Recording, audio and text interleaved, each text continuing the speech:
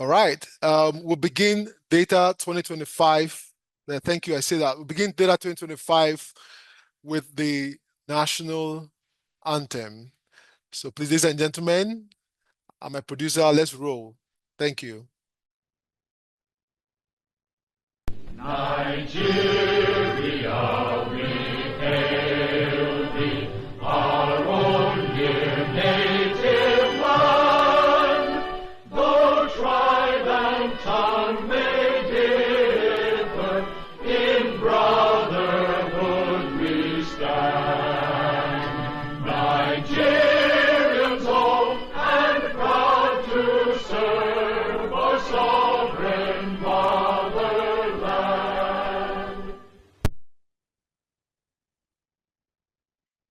All right. Thank you very much. Thank you very much. Once again, I'm glad to welcome everyone to DAAYTA 2025. My name is Chukwuemeka Fred Agbata Jr., currently the Managing Director of the Anambra State ICT Agency, and I'm glad to be your host for tonight. I've done this a couple of years, and I'm back. I'm glad to be back here again to lead this tonight.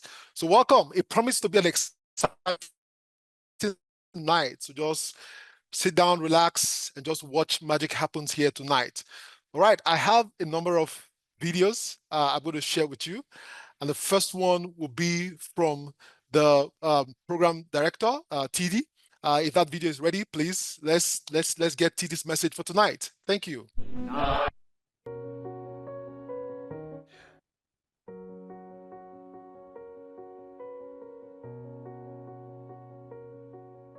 Innovation is the heartbeat of progress.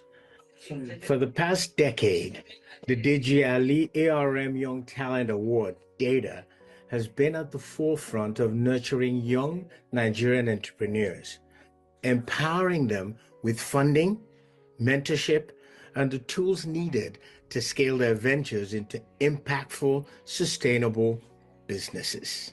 Hi, my name's Tommy Davis, the project director for DAAYTA and the collaborator-in-chief at TVC Labs.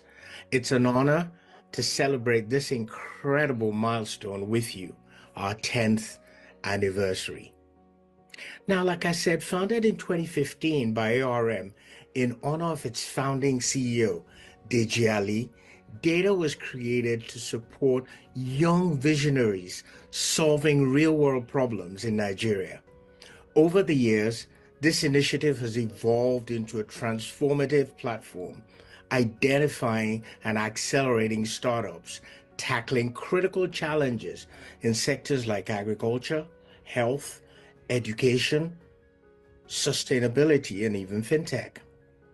Through this program, we have not only provided funding, but also entrepreneurial education through the Pan-Atlantic University Enterprise Development Center, an intensive acceleration program with us at TVC Labs, and a structured mentoring process that ensures long-term success for our founders. Past winners like EcoBarter, smokeless briquettes have transformed industries, leveraging technology to solve environmental challenges, create employment opportunities, and drive economic growth. This year is special. As we mark 10 years of DAAYTA, we're not just celebrating our past, we're shaping the future. For DAAYTA 2025, we're introducing new initiatives to deepen our impact and strengthen the entrepreneurial ecosystem. We've got the DAAYTA Alumni Impact Awards honoring past winners and showcasing their continued success. We're expanding our mentorship networking to connect founders with investors, experts, and industry leaders. And we're bringing a greater focus on female entrepreneurs because it's not just about SDG 5, but inclusive growth drives sustainable development. And finally, we're looking at larger ecosystem engagements through strategic partnerships and immersive learning experiences.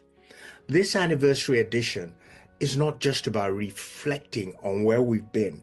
It's about setting the foundation for the next decade of innovation and excellence. So DAAYTA 2025 is more than just an award. It's a movement, a legacy, and an investment in the future of Africa. So whether you're an entrepreneur, an investor, a mentor, or one of our partners, we invite you to be part of this transformative journey. To our alumni, judges, ecosystem partners, thank you. Thank you. Thank you for being part of this remarkable decade of impact. And to the aspiring innovators of tomorrow, this is your time. Let's build Africa's future together, one innovation at a time. Like I said, my name's Tommy Davis, and I'd really thank you for listening.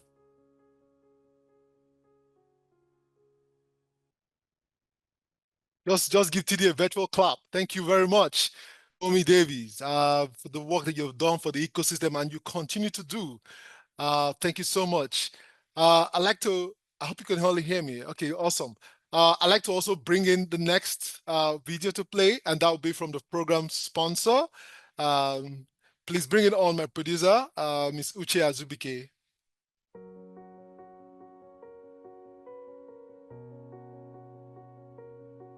Good evening, ladies and gentlemen. It gives me great pleasure to welcome you to the 10th anniversary of DAAYTA ARM Young Talent Award, DAAYTA. My name is Uche Azubike, a managing director with the ARM Holding Company, and also the program sponsor for DAAYTA. Today, we celebrate a decade of collaboration, innovation, and a strong outlook into the future. DAAYTA started with a simple but powerful idea. It was simply to honor the founder of ARM, Mr. DG Ali, who is a very strong believer in developing young talent and also very keen on developing young entrepreneurs. Over the years, we've partnered with industry experts who have been mentors, judges. It's important to mention at this point in time that today we have judges that have been with us for almost a decade. And for that, we're very grateful. Their commitment and willingness to develop young entrepreneurs is indeed commendable. So our young entrepreneurs, you dared to dream, and your dreams have become businesses that thrive and impact the society. We have worked with businesses in healthcare, construction, clean energy, manufacturing, and education. And to that, we say, well done to our entrepreneurs. To our partners at TVC, led by TD, we say thank you.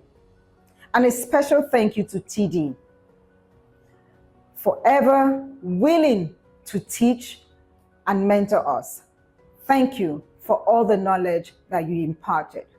As we celebrate 10 years of DAAYTA, we're looking forward to the future because this happens to be a pivotal year for DAAYTA as we have added new partners locally and internationally. And this can only be because they have been impressed with what DAAYTA has done so far. So we're looking forward to that future of working with more partners and taking DAAYTA to a greater height. Congratulations to the DAAYTA team. I say a big thank you for your commitment and dedication. Here's to the next 10 years and the future of DAAYTA. Thank you very much, everyone.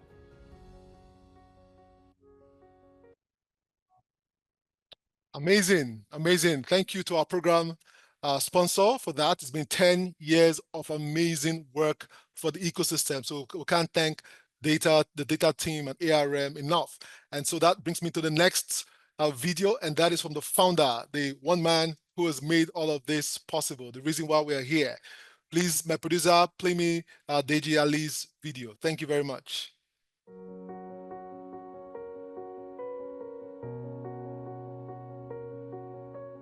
But the first is to recognize that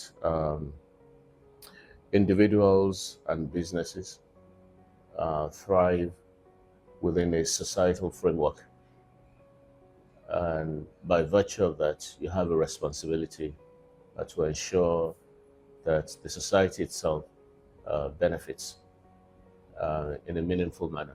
The second consideration that would influence my priorities in the area of CSR will be in relation to what I would call the principle of noblesse oblige, which is that the privilege and the success that comes your way by virtue of running a business in a society comes with a responsibility to uplift others from the same society.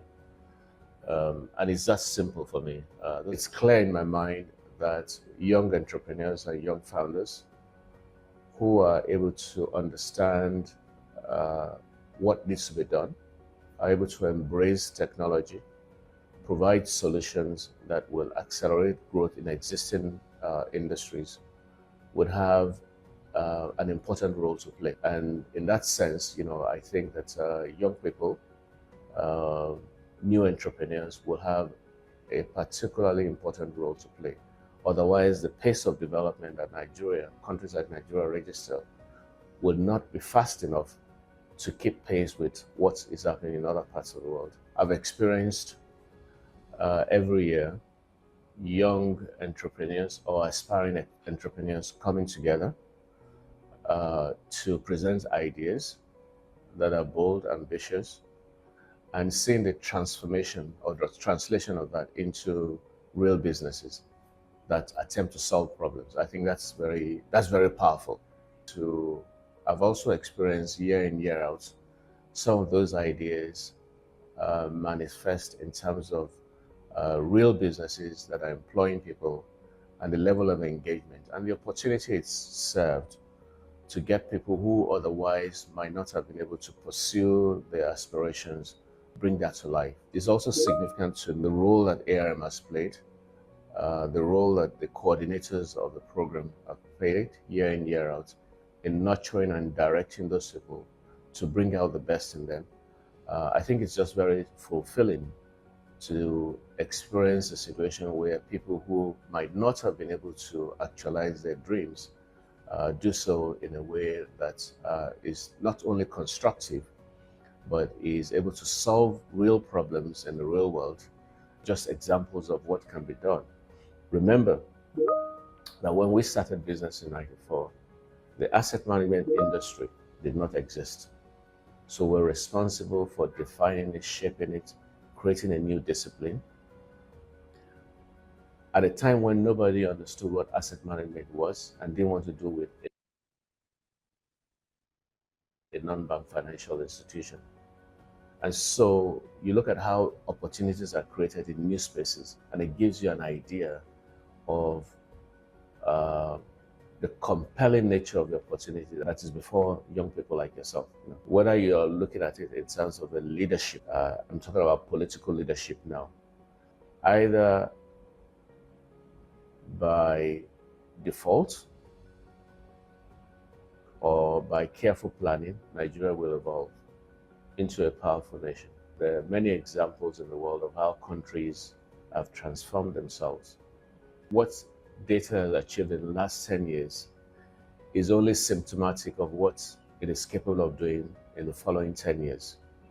I do believe that with the momentum that has been generated, that the impact of DAAYTA in the area of incubating businesses is one that's going to have a very profound effect going forward. And I just wish to thank ARM and the coordinators for the excellent work that they've done in the last 10 years. And I say congratulations to everyone. And I look forward to an exciting decade ahead with the successive cohorts that the program is able to develop. Thank you.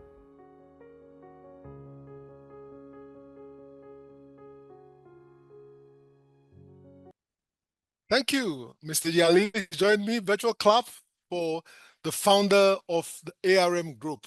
And that is the brand behind what we're celebrating tonight. We're celebrating founders, startups, entrepreneurship, and people who build. It's so interesting when you build stuff. So my final video for tonight is Jumoke Ogundare, the CEO of ARM Group. My producer, please shoot that. Thank you.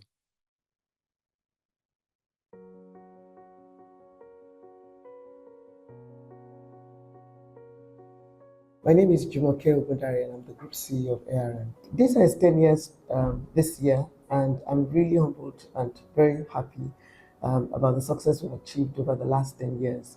From the initial idea of just supporting entrepreneurs to make an impact, TD has been very helpful in running with us on that vision and sharing it. And over the years, we've been really impressed with the quality of founders that have come out of DAAYTA. So this year, I'm expecting no less. I'm expecting that the quality of founders will be exceptional with very good ideas that are scalable. Okay, we need founders that are adaptable. The world is fast changing. AI is really catching up, and founders that are able to adapt very quickly and will be successful, not only in Nigeria but across Africa. We need founders that have ideas that are not only relevant for Nigerians but also relevant for Africans. We need founders that are able to communicate well beyond the first fundraising. It's important that founders are able to carry their investors along, because certainly from the first success, they're going to need the support of investors going forward. So it's important that founders that are going to be successful in Nigeria as well as Africa are able to communicate well and also adapt to the changes happening around us. Collaboration is very, very key. So we have founders today who focus on infrastructure, power delivered in an efficient and affordable way. And we have also startups that focus on, business ERP. So essentially, it's important that founders are able to collaborate with other founders. And that's the way to really survive with the limited infrastructure, inadequate infrastructure we have. And we're not going to try to solve all of it in one day, but there are ways in which we can, succeed through collaboration. Happy 10th anniversary, DAAYTA.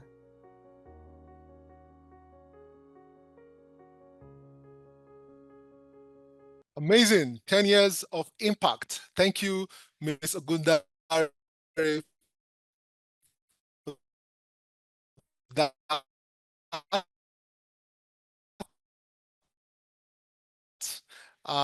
video. The next amazing idea. ARM has done this for 10 years now, and it's super impressive to find a corporate brand doing this for this long. And I've watched DAAYTA grow. So a big thank you to all the team members who have made this happen behind the scene. It's amazing. And of course, to the next 10 years, we look forward to maximum impact. Like I said, tonight is a night for the founders, right? And so we're going to give them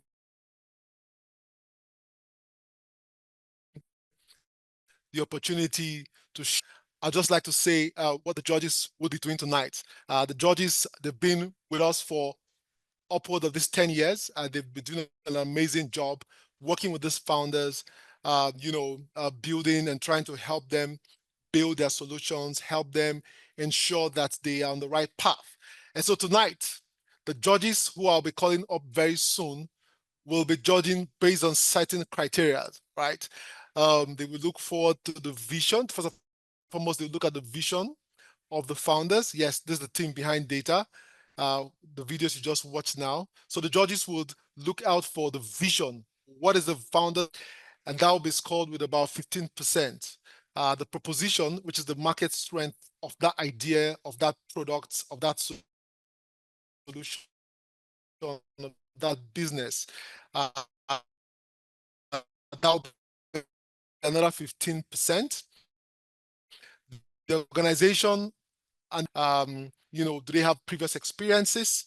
Of course, the economics of the whole idea, the milestones, which is the potential exit for the investors.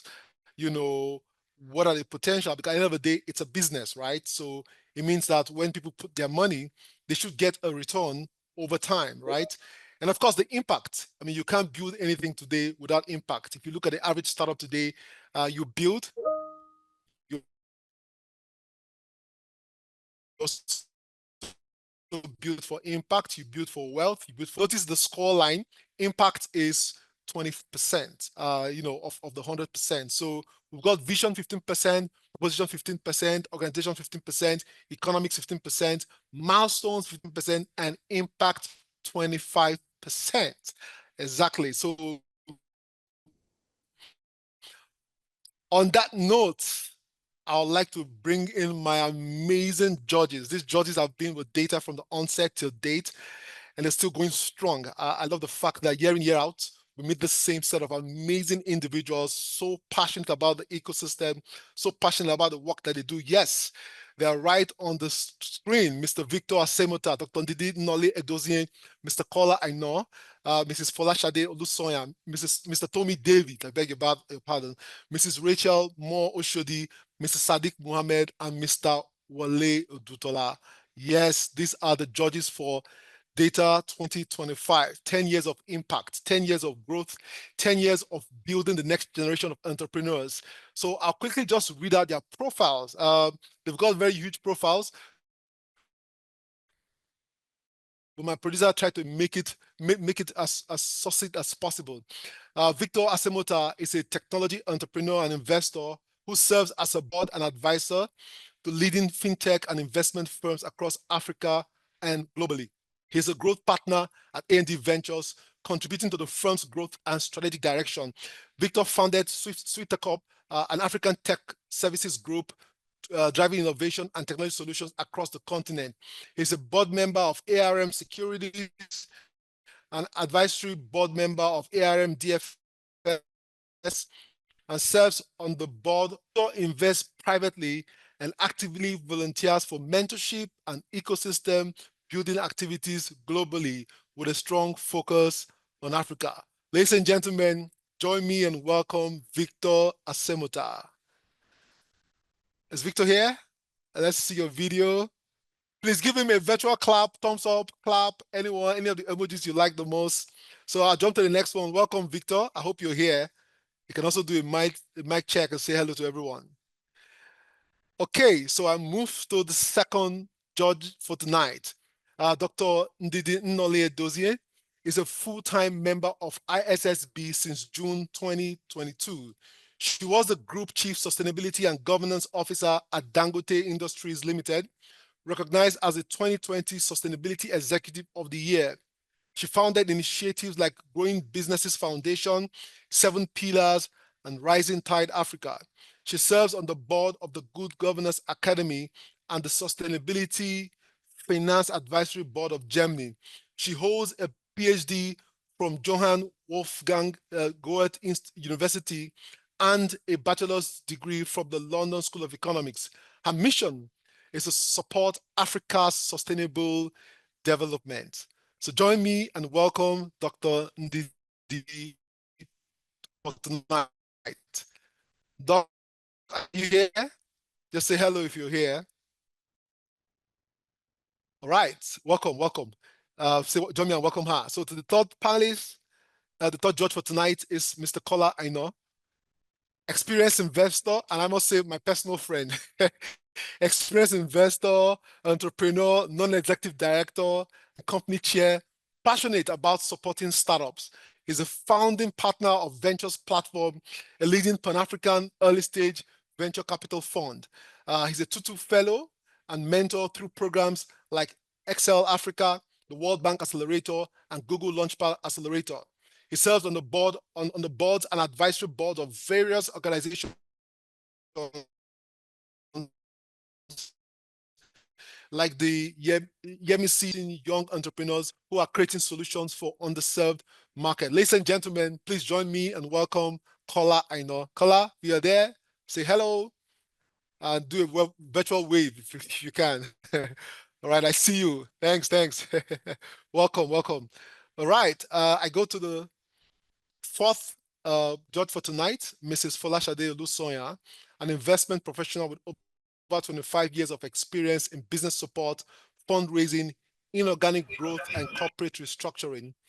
She's the co-managing partner of the law firm Jackson, Etty and Edu, specializing in private equity. She's a fellow of the Chartered Institute of Taxation and active in the African Venture Capital Association. She served as a project coordinator and is now a member of the steering committee of the Presidential Enabling Business Committee, in relation regarded as a leading lawyer by International Financial Law Review, and is highly recommended in the areas of specialty by Chambers Globus. Join me and welcome Mrs. Olusoya. If you're here, just wave, say hello, and please welcome her as well virtually. Welcome, welcome.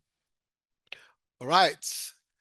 And now I welcome the next George, the grandpa of the ecosystem, Mr. Tommy Davies, whose profile will be too long if we have to start reading it. But my producer, let me just, share the next one. Okay, you're skipping Tommy Davis. Okay, that's fine. All right, so let's jump to Mrs. Rachel Moore Oshodi. Rachel is a seasoned leader in infrastructure finance and sustainable development with over 2 decades of experience in transforming Africa's energy sector. She's the CEO of ARM Harriet Infrastructure Investments Limited. She has mobilized capital for over $7 billion worth of innovative climate resilient infrastructure projects across Africa. Her career spans top institutions like AES, IDB, IFC, RMB, and Total Energies. Rachel founded RUA, a financial literacy platform for African youth, and is dedicated to social economic empowerment. She's a regular speaker at global forums like the UN General Assembly, Climate Week, and World Economic Forum, and she holds an MBA from Darden and an executive education from Harvard Business School. Ladies and gentlemen, join me to welcome Rachel Moore Oshodi. And Rachel happens to be one of our newest judges. So Rachel, welcome. If you're here, just do a virtual wave and say hello to everyone. And please welcome her as well. All right, I see you. Thanks, Rachel. All right, so let's go on to our next panelist, Mr. Sadiq Mohammed, who is a veteran judge. Sadiq is a finance expert with 32 plus years across asset management, pensions, and real estate. He held 9 key roles during his 28-year tenure at ARM Group, such as Deputy Group CEO and Managing Director of ARM Pension Managers. Sadiq has extensive expertise in alternative investments, capital markets, and governance, serving on boards like FMDQ Holding PLC and Mixta Africa. He's currently the founder and CEO of Hexium Investments and serves on several boards. He holds an executive MBA, is an alumnus of Harvard, and a fellow of the Global Association of Risk Professionals. Ladies and gentlemen, join me and welcome Mr. Sadiq Mohammed. Yeah, thank you for that. I see you.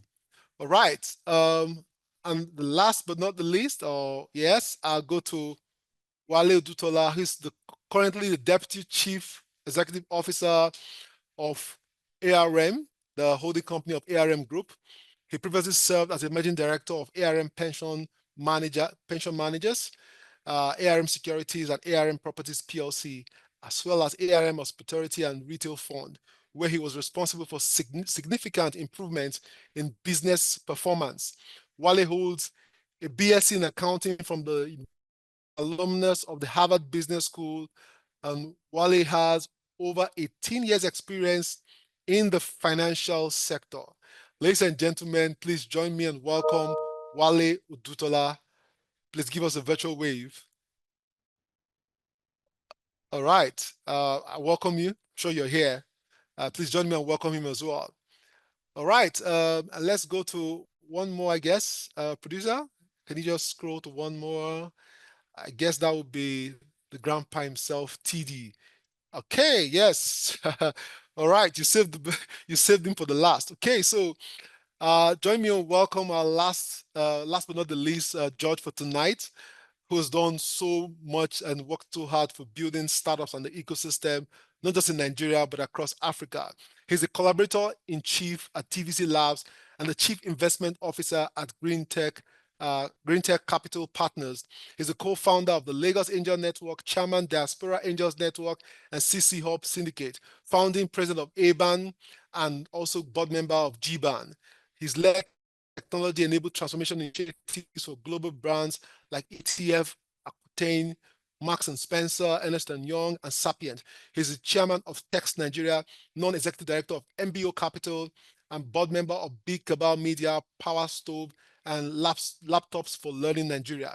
It was named as one of the 100 most influential Africans of 2021 by New African. Ladies and gentlemen, join me and welcome Tommy Davies. TD.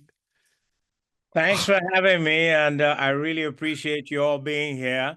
Good to be here. Awesome. Thank you for using the avatar way. All right. Welcome, TD. Welcome, Now you everyone. So, you think I yes. know if you talk like you waiting they do you. Okay, I greet everybody. I throw away salute. TD, welcome, man. I love your avatar. I'm feeling it. Nice one. All right. So, tonight, like I said, is for a group of young, amazing Nigerians that are building. It's not easy to build. I mean, building a startup, building an enterprise. And that's why when you look at the likes of Mr. Deji Ali that have built ARM, and look at what ARM is, and all the other entrepreneurs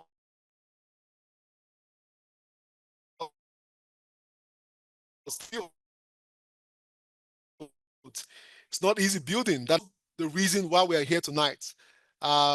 These amazing young Nigerians are going to be pitching tonight. They're going to be sharing their vision with us. So first, I'd like to welcome Kiva, Chris, and Musan. I'd like to welcome Jennifer Esiaba, Choma Ukpabi, Tunde Ogunkunle, Theo Okafor, Kakimum Frederick Eke, and Alero Thompson. These are our finalists for DAAYTA 2025, our top finalists from the hundreds of applications that came through. These ones were adjudged and selected to be the ones to pitch tonight. It certainly means there is something special about them. I've been with DAAYTA over the years, and I've watched and I've listened and I've watched amazing founders pitch. So tonight will be no exception. Trust me, you are going to leave here. I mean, if you are a founder building other companies, you are going to learn a lot. If you're an investor, you're going to find one or two interesting. Now, if you're just a regular person watching all of this tonight, you will certainly learn a lot, and you would hopefully be inspired. And that's really what happens. You know, the reason behind this also is also to inspire the next generation of founders. All right. Now, before I start calling them up, let me just quickly share the guidelines for them tonight. So, finalists, founders, these are your guidelines for tonight.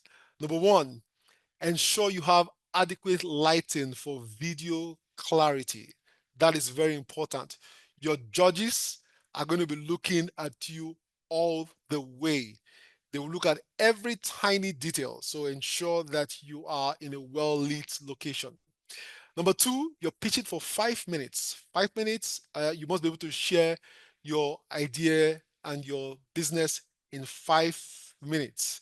You know, there's a saying that says, you know, what is your 1 minute pitch? If you have to go up a lift with Aliko Dangote, what would you share with him in 1 minute that will make him interested in your business? So 5 minutes is actually a lot of time. And then there'll be Q&A for another 5 minutes. So it means that each founder will have a total of 10 minutes, and we'll be very strict with the time. Finally, you have to be conscious with time, because we'll be very strict with, in no particular order. I'll start welcoming all the founders. So if you hear your name, and that's why I said no particular order, if you noticed, it's now flipped, right? So the very first founder that will pitch tonight, and I hope you're ready, is Theo Okafor, who is the founder of Dot Campus Africa. Your co-founder is also Judith Okafor, and you are in the EdTech sector. Before I go ahead, I want to ask my producer, can I see, is the timer coming up? I want to be sure that I'm using that timer. Otherwise, I'll just, okay, exactly.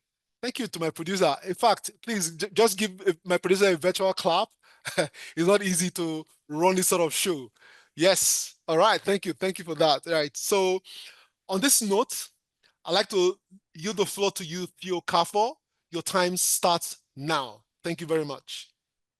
According to African Development Bank, over 15 million jobs are needed in Africa. But right now, only 20% of that is being generated in Africa yearly. This leaves a huge percentage of our youth with nothing to do. This presents a huge threat to our continent. At Dot Campus, we are seeing light at the end of that tunnel. According to World Economic Forum, over 170 million jobs will be created in tech-enabled jobs in 2030. If Africa is unable to produce jobs for our youth, then why not train our youth to get these jobs of the future?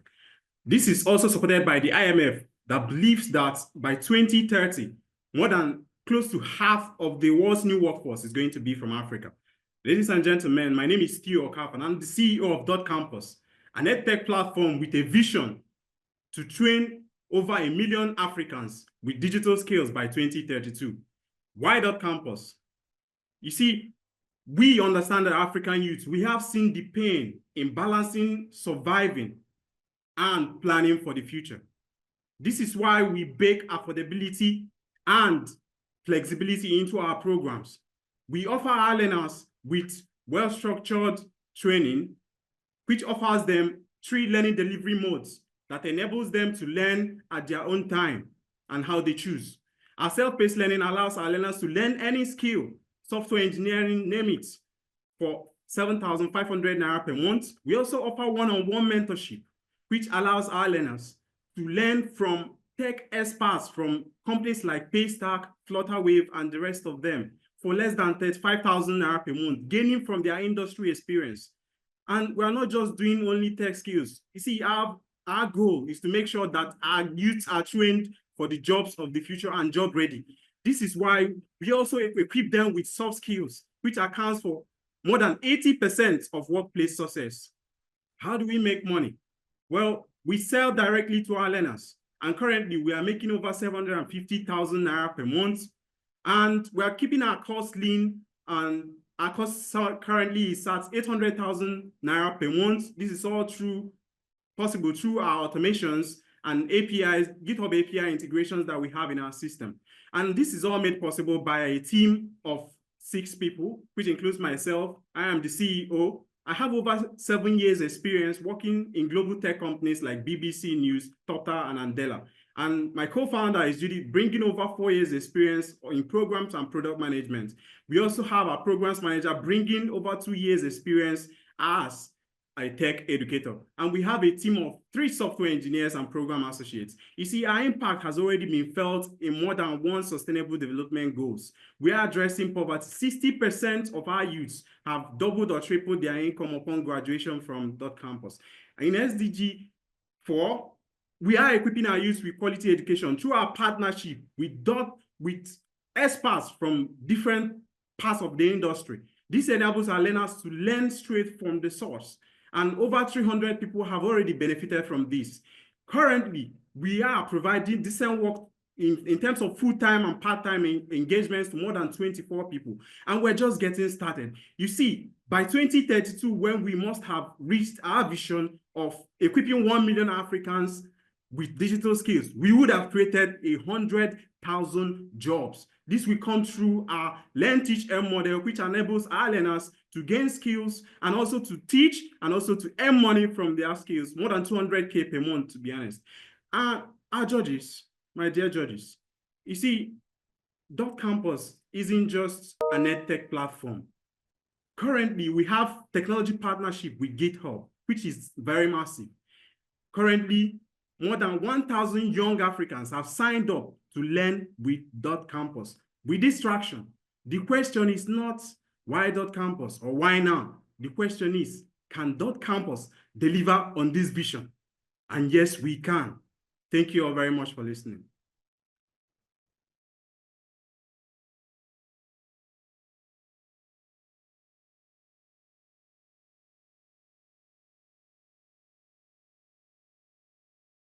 CFA, you're muted.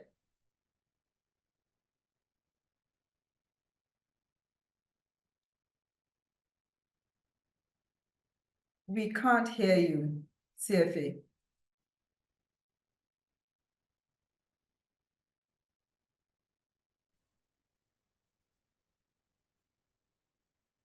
We can't seem to hear you. Maybe you should remove your earpiece, your headphones, and use the laptop. Yeah, can you hear me now? Now Yes, we we can hear can. you. Thank you. All right, technology. I had to remove this. Okay, thank you very much, Theo. Thank you very much for that pitch. It shows that you've been practicing this. Okay, I was going to say to my judges, please, Theo you would go on to ask Theo questions now. But please, as you do that, remember to rate Theo. So I'd like to call up on any of the judges that have any questions or comments for Theo to please go ahead at this point, but please remember to use the rating tool. Um, uh, any judge? Okay, Rachel, please go ahead. Over to you. Thank you. And thank you, Theo, for the presentation. I just wanted to go over a few points on your value proposition. Could you please let us know how your solution is hard to replicate?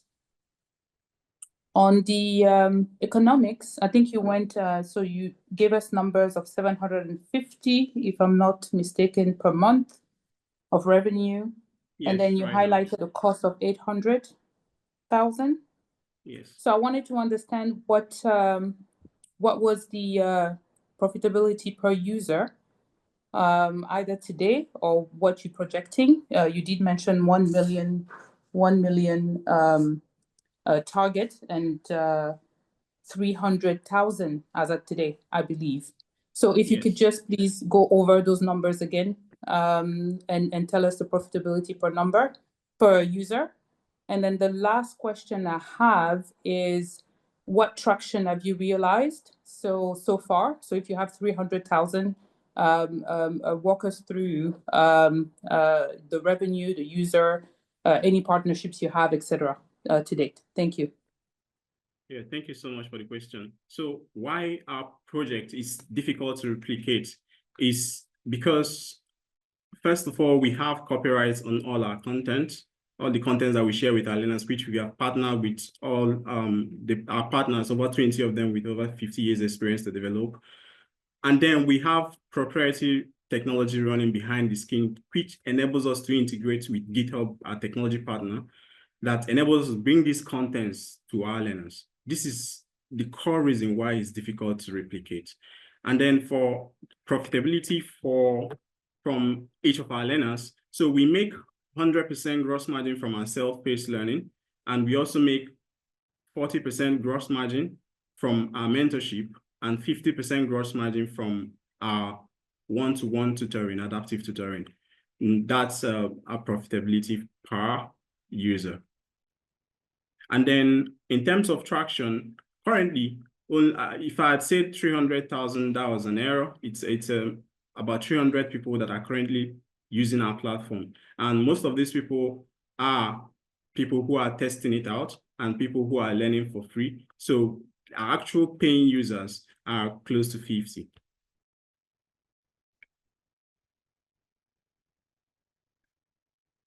Okay, thank you very much, Theo. Let me bring in Dr.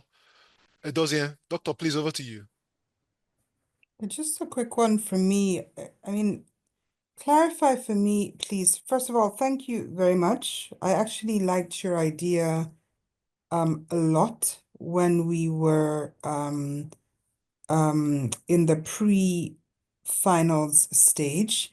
And I seem to remember a number of you seeking tutoring and mentoring for 1 million people.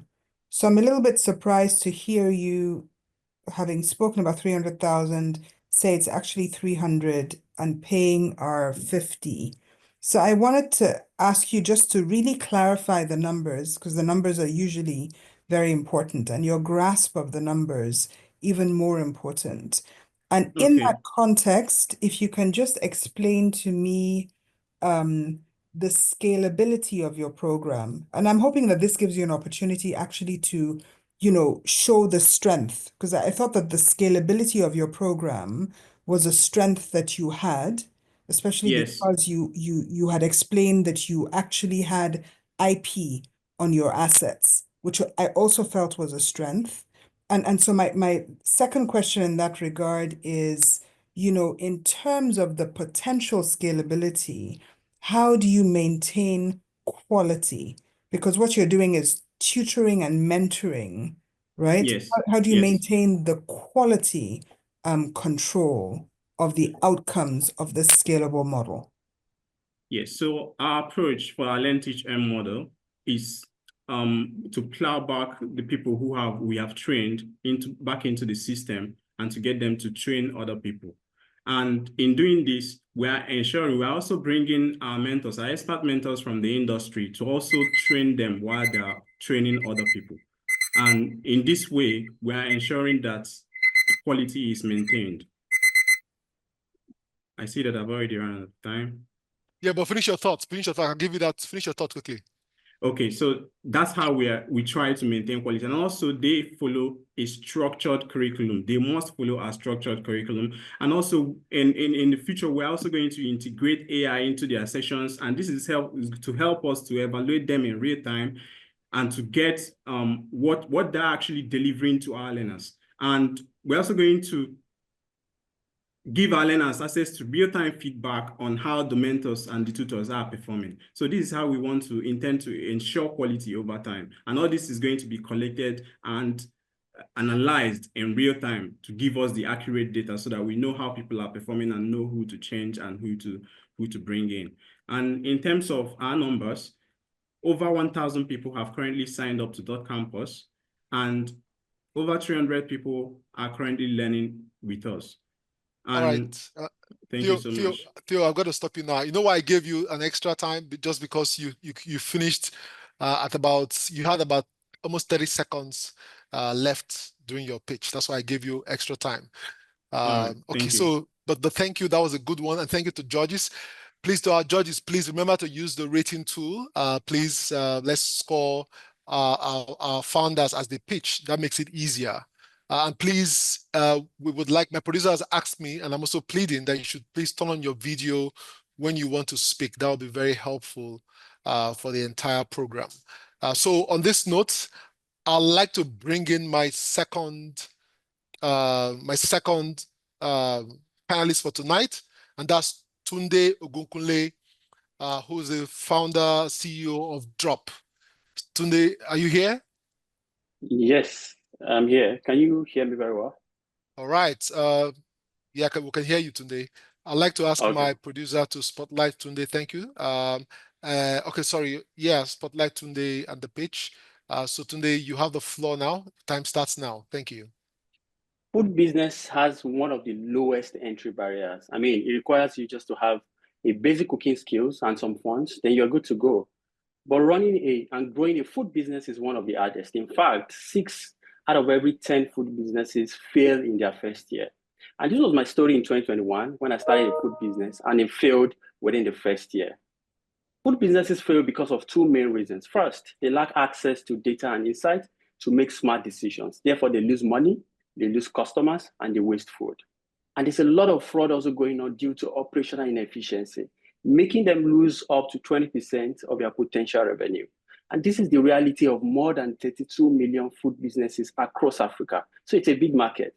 And that is why we exist at Drop, to make growth easy for food businesses across Africa, no matter their size or their type. And we do this by giving them a robust point of sale software that allows them to manage their business operations all in one place. From our marketing and analytics tools that gives them access to customer data and insights to monitor their customers and understand their behavior, to operations tools that gives them control over their operations from the back to the front office, and the financial tools that helps them collect payment, track sales, and also access loan when they need to grow their business. It is very simple, easy, and super fast. We run a freemium model, allowing the restaurant to access basic tools for free. But they pay between 10,000 and 50,000 monthly subscription, to access more tools depending on their size. Drop is not just another software for restaurants. It's been built to fit into the African context. Take our offline feature, for example. It allows our restaurant to continue to transactions even with weak or no internet connection. Our vision is to make it simple and easy for food businesses in Africa to grow and scale successfully. And we are very big on impact. Take SDG 1, for example, no poverty.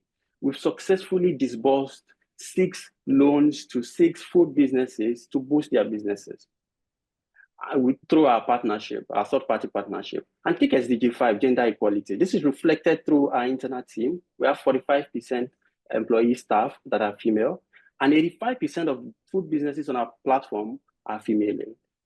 Also take SDG 8, decent work and economic growth.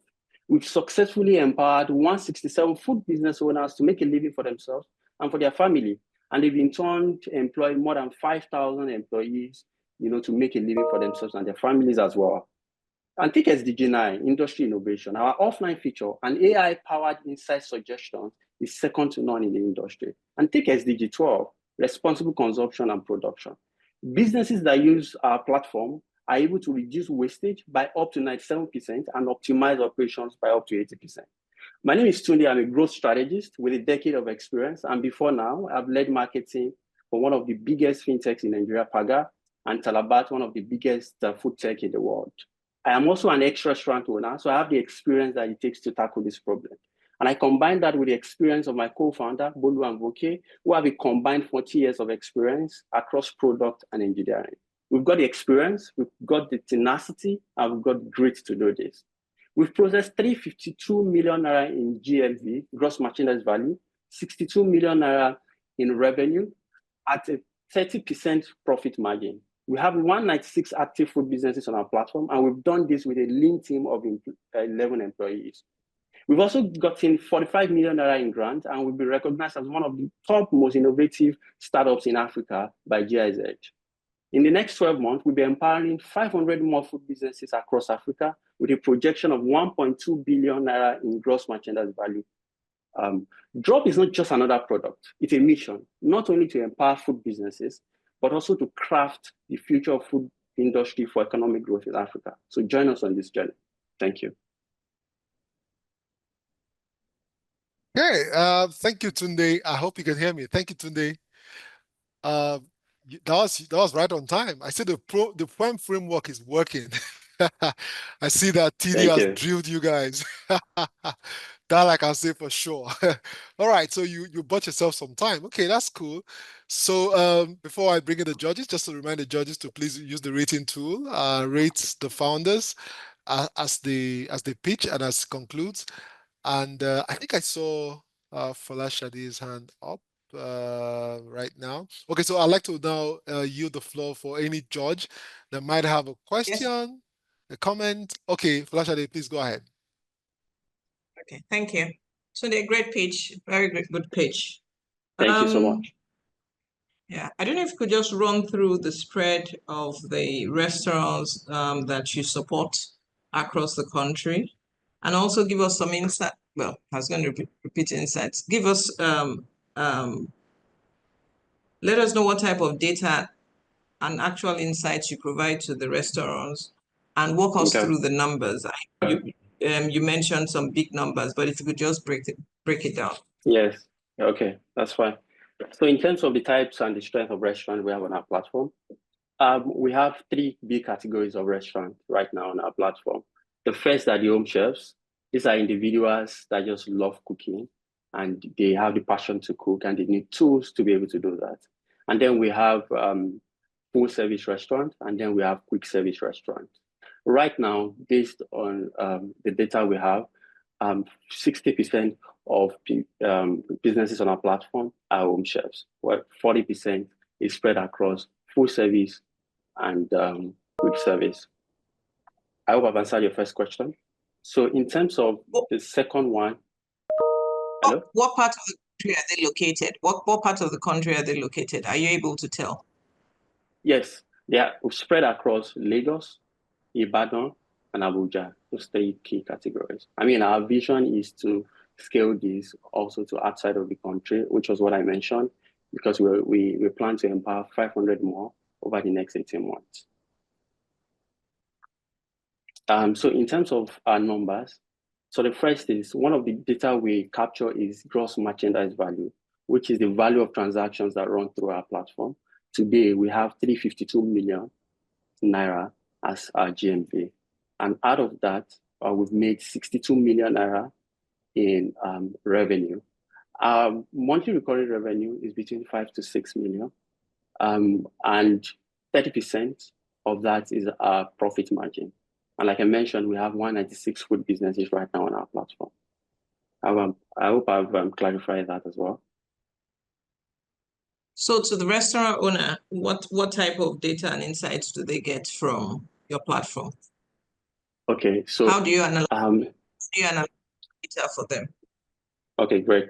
One of the first things we do for them is we have a reporting system that helps them capture first their customer data, and beyond customer data, they also get data like the average order value, time of ordering, peak periods, so they're able to monitor their customer behavior. But beyond that, we recently also closed a deal with an AI company in the MENA region, where we are using AI to automate, those insights. So basically, you can understand when Tunde likes his coffee, the peak period, and automatically your system sends some message on marketing to Tunde at that period. So you're able to deal with your customers based on their specific behaviors. So those are some of the data we're capturing. Did I answer your question? Thank you. Thank you. All right. Thank you. Okay, thank you for that. Let me bring in Dr. Edozie.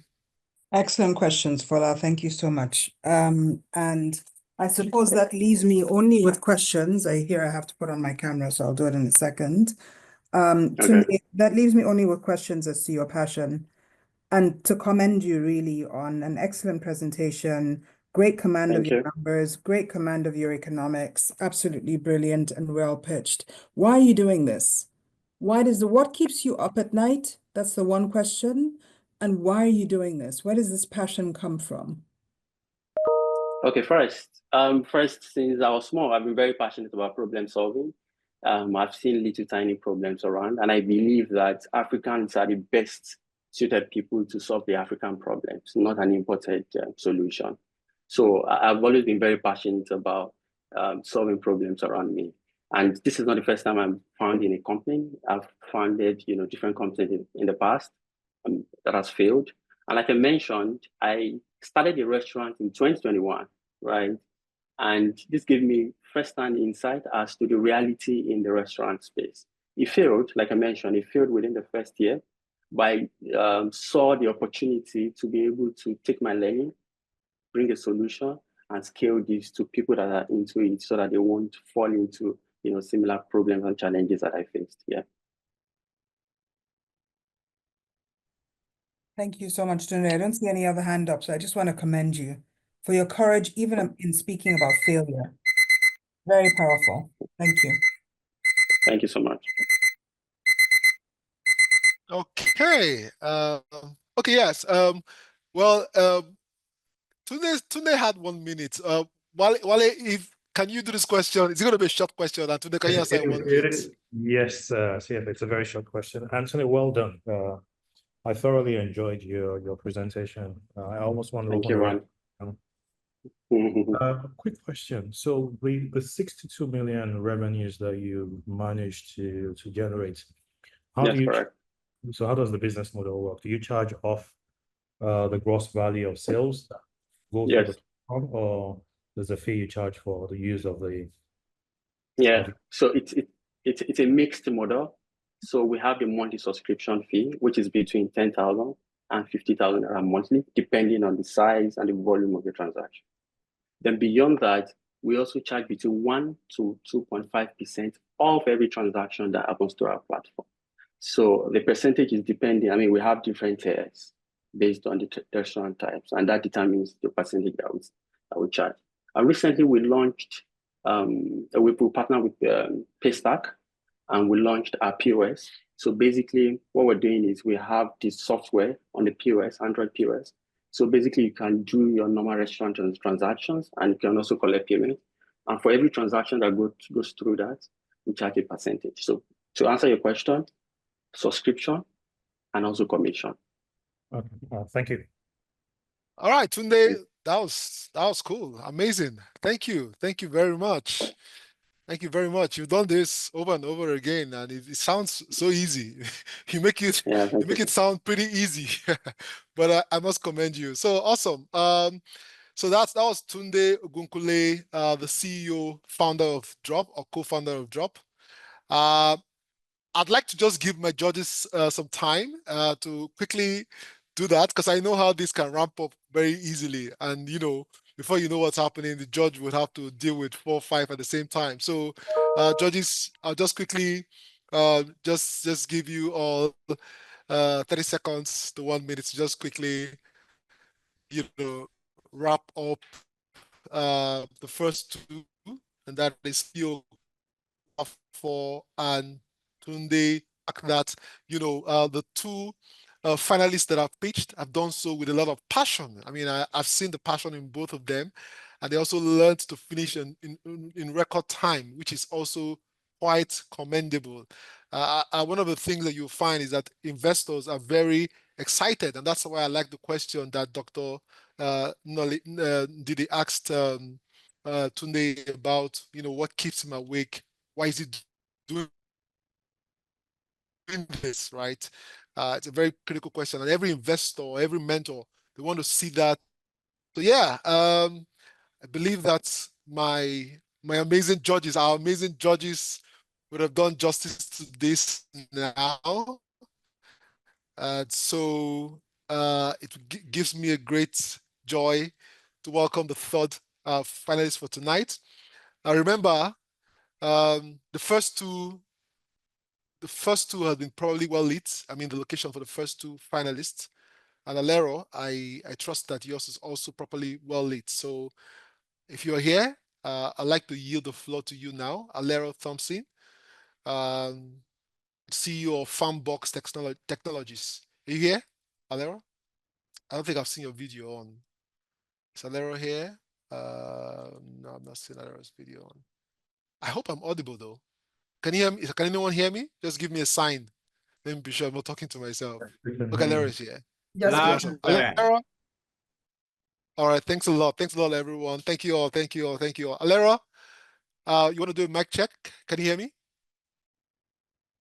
Yes, I can hear you. Okay, time start. Hear me? Well, I can hear. Yeah, I can hear you, but say hello again. Just say hello again. Just say something. Hello. Hello. I think your network is a bit shaky though. Okay, let's go. Your time starts now. 5 minutes. Go ahead. Over to you. Can you hear me?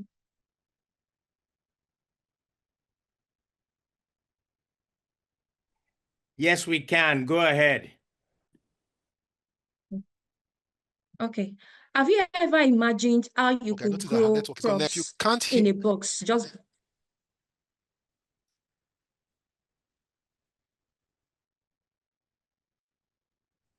Alero, please Can you hear me? continue. Please continue.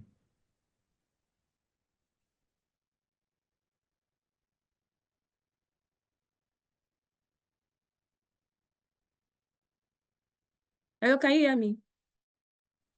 Yes, we can hear you. Yes, we can. Okay. Have you ever imagined how you could reduce hunger and poverty just by using a box? Good day, everyone. My name is Alero Thompson. I'm the founder and CEO of Farmbox. And with me here is my co-founder, Oluwakorede Atosi.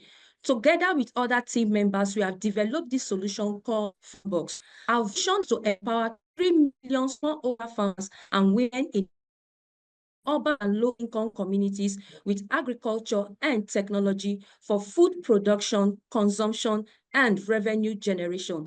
Our vision aligns strongly with SDG 1 by teaching people how to sell their produce for revenue generation, which is no poverty. SDG 2 by teaching them how to sell their extra produce and also for consumption, which is zero hunger. In 2024, there was a woman called Iya Basira who lost her husband as a result of the hunger protests. Iya Basira was left devastated because she could not take care of her children. Iya Basira represents the millions of women across Nigeria and smallholder farmers who do not have access to farmlands and insecure farmlands for them to venture into agriculture. Through research and findings, we discovered the problems these smallholder farmers and women face: lack of farmlands, economic inequality among skill in agriculture. According to the Food and Agriculture Organization 2024, it says agriculture provides opportunities for women to scale. Yet in Nigeria, 70% of the extremely poor are women. 45% of women earn less than men in similar roles, and 35% of children experience stunted growth as a result of poor nutrition. And these have had negative impact on the people, result in poor nutrition, low crop yields, and also increased poverty rates. And this is where FarmBox comes in, to teach them how to grow crops from the comfort of their backyards, and also for smallholder farmers who want to use technology like IoT sensors to monitor crop yields for better production. FarmBox also have a web platform where we organize training and also for collaboration and knowledge sharing. We also have a USSD code for low connectivity area. You may want to ask why now. Nigeria's agri-tech sector is growing at 10.8%, and FarmBox has been positioned to meet this rising demand. So far, we have been able to generate 5 million naira in revenue, and we are looking at generating 15 million naira at the end of 2025. 85% of our workforce are women, and 68% of our users are women, meeting Sustainable Development Goals 5, which is gender equality. In 2024, we won the most innovative idea in representing Nigeria in United States of America. And we came back and entered into partnership with the US Department of State to scale our solution to 6 geopolitical zones in Nigeria. FarmBox is not just teaching people about agriculture, and we have a formidable team. Myself, I've had over a decade experience working in a farm. Akorede Atosi also have over 3 years experience in education, technology, and computer science. Kingsley Okechukwu is our Chief Technology Officer, and other leadership teams. Together, we have over 20 years experience that cuts across business and entrepreneurship, climate smart action, innovation, women empowerment. We are bringing FarmBox to your front, not because we want to teach people how to grow crops in sacks, because we want to make Nigerians, everyday Nigerians, to become food producers and also entrepreneurs, not forgetting our human-centered focus. We call on you to join us in this call to take FarmBox to nooks and crannies of every urban and low-income communities so that we can power generations and to make them feed themselves. Thank you. Thank you, Alero. Thank you. That was amazing as well. I can see that the PERM framework is working. I hope you can hear me. Yes, I hear you. Okay, thank you very much. You were right on time as well. Okay, so I'd like to bring in our judges with any questions or comments. Please, if there's any judge, Alero is waiting for the questions. Okay, thank you, Sadiq Mohammed. Please, over to you. Yeah, thank you, Alero. Very good presentation and also interesting business. Just a quick question around the economics. So basically, you sell these packs. That's my understanding. But I wanted to get a feel for where you are today in terms of how many people have signed up, how many have you sold, how many are in the works, and so on. Thank you. So we've sold 200. Okay, thank you for the question. We've sold 250 farm sacks, and that gives us 5 million naira. And we also have 1,000 people that have signed up on our platform. And the sign-up fee is 1,000 naira because we are targeting people from low-income communities who can actually afford 1,000 naira for subscription fee.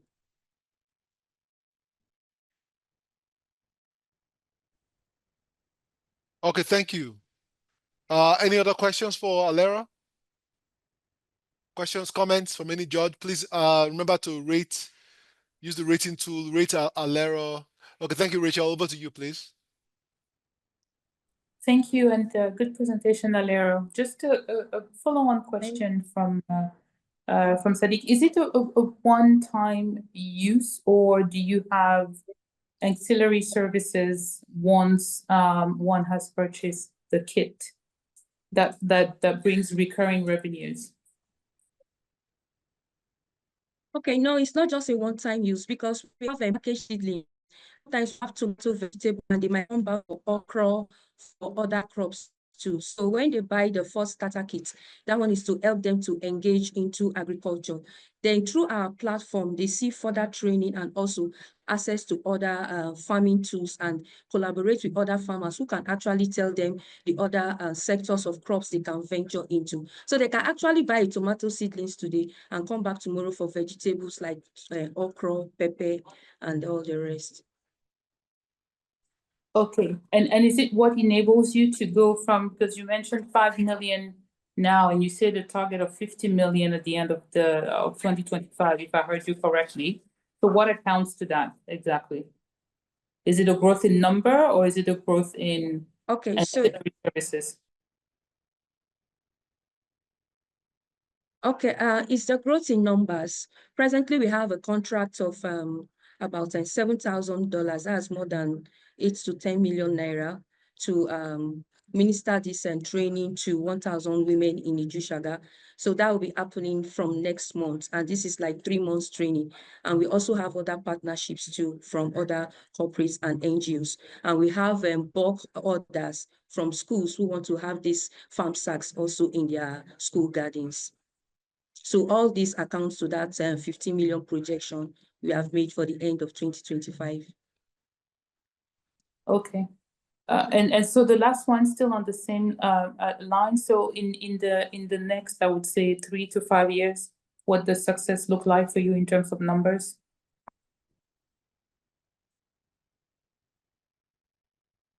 So in 3 years, look at let's 3,000 women, because we want to target 1,000 per year, even when we can upshoot. But this is the minimum we are looking at, 1,000 women per year, and in 3 years' time, at least 3,000 of them.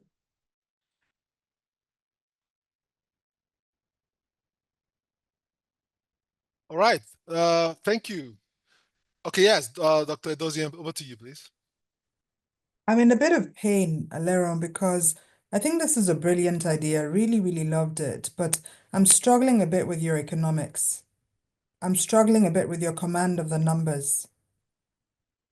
So that's my feedback to you. I think it's a brilliant idea, huge potential, not just in terms of what you're talking about, but even in urban areas. You know, even for your middle class, not even just everybody wants to grow their own vegetables in their backyard. So I think you have an amazing idea with potential impact that's huge, but you haven't yet convinced me on your numbers. So if you can give it one more try, how are you going to make this economically viable and scalable? Okay, when I started, I said our vision is to reach 3 million users at 2035. So for urban communities across southern, the 6 geopolitical zones, we took our numbers, and we have over 100,000 women from these communities. So multiply that by 20,000 naira, and across Nigeria, we'll be looking at 3 million in from now to 2035. Multiply that by 20,000 naira. That's some millions of naira.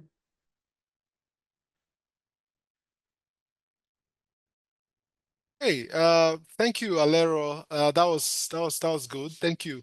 Thank you to our judges. Please remember to rate Alero. Use the rating tool and rate Alero as well. That's a very important part of this process. Alero, thank you. Your time is done now. Ladies and gentlemen, once again, you are with us here at the 10th year anniversary of DAAYTA. This is DAAYTA 2025. It's been 10 amazing years of impact. So kudos to the ARM group and everyone working behind the scene to make this a reality. Don't forget to use our hashtag for Data 2025, and that is hashtag Data 2025 and hashtag Data is 10. That is the hashtag we're using to celebrate entrepreneurs, to celebrate an amazing program that continues to make impact and going to add value to the ecosystem and to the lives of the founders. Interestingly, I've known a couple of the founders, finalists of Data 2025 over the years, and I've watched them grow, and I've watched them learn a lot around their businesses in diverse ways. Okay, I'm just also waiting for our judges, giving them a bit of time to just run through. Yes, I noticed that Larry Onasanya asked the question, what is their customer data acquisition strategy? Okay, so if you feel like asking any question, make sure you add the founder or the startup you're referring to, so that we could either answer it live here, get them to answer it live here, or I could also read it out. I mean, if there's time and I see a question, I'll be happy to read it out, right? As long as the founder still has time to answer their question. Okay, so my judges, I hope and I trust that this 30 seconds to 1 minute would have given you some time to just quickly do a roundup. Okay, so on this note, I'd like to bring our fourth founder, whose video has been on for like forever. All right, Kiva, the CEO of Fortitude Technologies, I yield the floor to you. Welcome, and over to you. Good evening, everyone. Thank you very much. I recently got diagnosed with polycystic ovarian syndrome, a very common reproductive health condition that cost me and many women like me our well-being. This could have been prevented, but as a younger woman, when I started noticing symptoms, I had no access to the right answers when I needed it the most. Now, this is not just my story. WHO tells us that every 2 minutes, a woman dies from reproductive health-related causes. But the bigger crisis here is the millions of women who don't die, but suffer in silence from hormonal imbalance, unplanned pregnancies, unexplained miscarriages, infertility. I could go on. Why do we have tech to order food, but nothing for this very basic need? Why do our women continue to lack timely, convenient, and stigma-free access to reproductive care? The results, we have late diagnosis, preventable complications, and poor well-being, and this is why we built Fortitude. I'm Dr. Kiva Krisamuso, CEO of Fortitude, and we're a 24/7 reproductive health companion for women. On our platform, a woman can track her menstrual periods and daily symptoms, chat with our AI health assistant any time of the day, or opt to speak to a real doctor, and even join our anonymous support groups. We provide her with accurate information and support when it matters the most, but we're also reducing the work burden on doctors and giving them tools to make better diagnosis. And then our pool of ethically collected data will help us advance research around women's health. We make money through our freemium subscription plan starting from 1,000 Naira, commissions from our expert marketplace where you can book a consult starting from 10,000 Naira, and we're in talks with employers who want to adopt our B2B plans. Long-term, we'll partner with big pharma research institutes to ethically monetize our data pool. Unlike generic telemedicine, we are women-focused, and a woman will need our product every single week to track her cycles. But unlike popular period tracking apps like Flow Health or Clue Health, we don't just track, we connect women to health specialists when something is off. And we also protect user privacy with anonymized data. We're big on impact and directly support SDG 3 as we've reached over 100,000 women with our health awareness campaigns, SDG 5 and 10 as our team is 80% female, and we've created 15 jobs in the last 2 years. Employers are also paying for our business plans to support their women at work, aligned with SDG 8. I'm a medical doctor, and together with my partner, Grace, we lead a skilled team with over 30 years combined of strong domain expertise across engineering, marketing, and product. We've done this before. I'm a medical doctor, like I said earlier, 2-time founder, was also VP of Good at SLA, serving approximately 1 million Black women across Africa and the diaspora. My partner started her career with Andela, one of Africa's notable unicorns, and has gone on to build other leading tech products for Africans. If anyone can solve this, we can. Since launching our app just a year ago, Fortitude has grown organically to approximately 300 installs, reaching users in all 36 states in Nigeria, with 10% of our user base in the US, UK, and Canada. But our real moat is retention. We're proud to report an exceptional 70-day, day 30 retention rate, a clear sign that women find lasting value in our platform. Already 2% of our active users are converting to our super affordable paid plans, and we're doing this lean and bootstrapped. Our customer acquisition cost is under 500 Naira, but a single user who manages their health with Fortitude over 10 out of 50 of our active reproductive years will generate over $500,000 in lifetime value. That is a 1,000x CAC to LTV ratio. By 2030, we project to reach 50 million women across Africa and global diaspora. We were also recently nominated by the Public or Private Sector Health Alliance of Nigeria as one of the innovative digital health startups, and we're only getting started. There is no economic empowerment without healthcare. And to scale our vision, we need interests to advisors, strategic partners, key stakeholders in policy and government, and of course, funding. So we'd love for DAAYTA to join us on this journey to transform women's health in Africa for our wives, our sisters, and our daughters. Thank you. Thank you, Kiva. All right, I can see you couldn't wait to start this and get this done with. Thank you very much. Kudos to the team because this year, I'm impressed with the level of pitches I've heard so far. I'd like to bring on the first judge, Mr. K. Baba. Welcome, and over to you. Thank you, CFA. Kiva, thanks for the very compelling pitch. Really enjoyed listening and learning more about Fortitude. The question that I have is really about privacy concerns. Given the level of intimate data that companies like yours consume, how are you reassuring your users that their data is not being exploited? My second question was regarding traction. I'm not sure if I heard you say 300,000 users or 300 users. I hope it's 300,000 that you said. And if it's 300 too, maybe you can let us know how you intend to get to 300,000, because that's the kind of scale we want to support. Thank you. Okay, thank you. Do I answer now or do I wait for the other question? Please go ahead and answer. Okay. So for how we're handling data, there is how we're handling it now and how we intend to improve on our data handling. So first of all, our privacy policy is transparent to all, accessible on the app, on our website. Our users are also anonymous. So the way we are handling the data, it's de-identified. What we intend to do, we're in talks with the old NDPR, training to get someone to come appoint a data officer on the team and all of that stuff. We have not done that yet just because of the cost, but we are very aware of what whatever NDPR, GDPR, ISO, and HIPAA are some of the things that we have on the pipeline to do. But in the meantime, we're handling data very responsibly, and our privacy policy is very transparent. For how we intend to scale, so we currently have 3,000, we have over 3,000 installs at the moment. So that was the number. How we intend to scale to 300,000. So what we've done so far, how we've gotten to 3,000 is we've leveraged a lot of partnerships with, how do I say this now, leaders in women communities. So women actually flock in communities. And what's gotten us the fastest traction has been launching some kind of content related campaign that give us a lot more visibility. We intend to do a lot more ads as time goes on, but our approach right now is very, very community centered. And I hope that answers the question. We're going to where the women already are, because that just makes it easy for us to acquire them and bring them on board.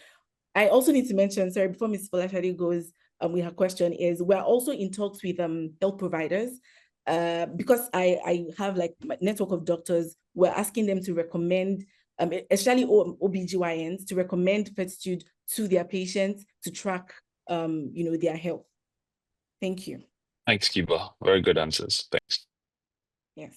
Thank you. Ms. Fali, please, over to you. Hi, Kiva. Very good pitch. I think you sort of answered half of the question I was going to ask by talking about the healthcare providers that you are getting in touch with. But you also mentioned corporate businesses, and I wanted to know how you are going about that. You also mentioned installs out of the country, and I wanted to also understand how you were able to sign them on. Okay, thank you very much. I'll start from the last question. How we've gotten installs outside the country, it's by virtue of where we've gone to get women, and also word of mouth. So if we partner with an influencer, for instance, who has Nigerians, so it's Nigerians in diaspora. I have to clarify that. Africans in diaspora, because some of them are not Nigerians. It just means that their audience in diaspora would sign up to our platform. For the corporate plans, we are, I think B2B is really the goal, like in terms of an employer has 10 female employees and they pay for like an annual subscription for them. So that's the way we're thinking about it. There are certain nuances we're having to navigate because there is also like HMOs and all of that stuff, but we find a lot of HMOs don't have a massive offering around reproductive health. We've had so far 2 businesses have signed up. That's not a lot yet, but it just tells us that there's promise there, and we're still pushing for some of these conversations. Another angle to this is also CSR. It's not our core focus, but there are companies that have impact budgets where we can run a campaign. So for them, it's impact. For us, it's revenue, and it's allowing us reach more people. I also want to add to Mr. Koller's question. We also run ambassador campaigns. So we've been going to campuses and getting students to spread the word about Fortitude.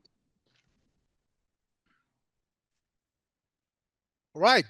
Thank you, Kiva. Thank you to all our judges that have asked questions. Thank you. And kudos to you and your co-founder, because I know it's not easy to build. So kudos. All right. Thank you. All right. Remember the hashtag is hashtag DAAYTA2025 and hashtag DAAYTA10. And of course, add the other things, entrepreneurship, startups, founders, just partner with DAAYTA, and give the team a reason to continue doing this for the next 10 years. And I like the fact that DAAYTA is also transitioning, right? It's been, I've watched all the founders that I've pitched tonight, and it's been impressive, pitching within time, and, they're getting every single important messaging out. That's kudos. If you haven't downloaded the program brochure, the 10th anniversary edition brochure, please do that. The link is somewhere in the chat. So at some point during the program, I'll ask my producer to just share it also, the link also on the screen. But for now, please find it on the chat, download it, interact with it, go online, share, talk about data and all the interesting things happening. Because the future of Africa is really in solving our problems, solving our own problems, right? Just imagine for a moment, I'm not saying it's going to happen, but imagine for a moment, all the borders get shut. What's going to happen to Nigeria? What's going to happen to Africa, right? One leader has shown that it's possible to wake up and things will just change, right? So we've got to look inward and see how we can solve our own problems. And who best? Entrepreneurs, people who want to build, who want to solve problems, who want to pay the price, because there's a price to be paid. Okay, I trust my judges, our amazing judges have had the time to rate Kiva and Fortitude after this speech. And so trusting that has happened, let me call the next founder. I'm trying to get my slide on the next founder. That is, okay, that is Breathe Easy, right? Okay, I'm switching back. Yeah, Breathe Easy. So I'm going to work with multiple windows. Okay, so Kakimun. Yes, sir. I hope I got that correctly, though. Yes, sir. Got it right. All right, awesome. So I'd like to yield the floor to you. Your time starts now. Okay. My name is Kakibun Eke, the founder and CEO of Lodibar Energy. According to the World Bank, over 120 million Nigerians lack access to clean, affordable energy. And our biomass converter system is a biomass digester system patented convert agricultural waste into clean biogas cooking. Biomass also increases production yield by 20% and reduce 50% emissions CO2. we target over 120 million Nigerians. That's our target market. And we are also working very hard to solve the problems of rural communities. Currently, we have 700 customers, 50 business that buy our products, and we are also projecting to reach 10,000 in the next 3 years. I have a good team of founders, co-founders, with the CEO and the co-founder, marketing officer, engineers, environmental scientists, and professors and partners who help us to assess this market and also grant us innovation. Currently, we have raised 120. We have raised 5 to 8 million in the past 2 years, and we are projecting 40 million in the next 5 years. Our group is also working to solve energy poverty in the rural area by deploying our DAAYTA systems to various hubs in the communities, in urban areas, such as Bayelsa and Rivers State, and also helping to spread the good news of renewable energy. We are impacting these communities with clean energy and tech, low access to energy, increasing incomes, and reducing emissions. Currently, 4,000 has been impacted in rural area using our products, be it the prepared biogas or a digester system. So we have the patented digester, the traction, the economy, we have the technology, we have the team of engineers, and the impact. With this, we can generate the energy and promote us to all Nigeria and Africa. Thank you. Thank you, Kakim. Thank you so much. Thank you. All right, judges, he finished right on time, 3 minutes and about 50 seconds. I feel like starting his own from here if there are questions for him, because he's got one minute. But my judges, please, if there are questions, but kindly remember to use the rating tool as well while you're preparing to ask any questions. As I mentioned earlier, if anyone also has any question, if you use the live tool and you specifically mention the Q&A feature, and you specifically mention the startup, if there's time, I'll be more than happy to take that as well. But any of the judges, do you have any questions for him? Any questions? Breathe easy, affordable clean energy for a brighter Nigeria. Any questions for him? Thanks, Hefe. I will start. All right, thanks for the presentation.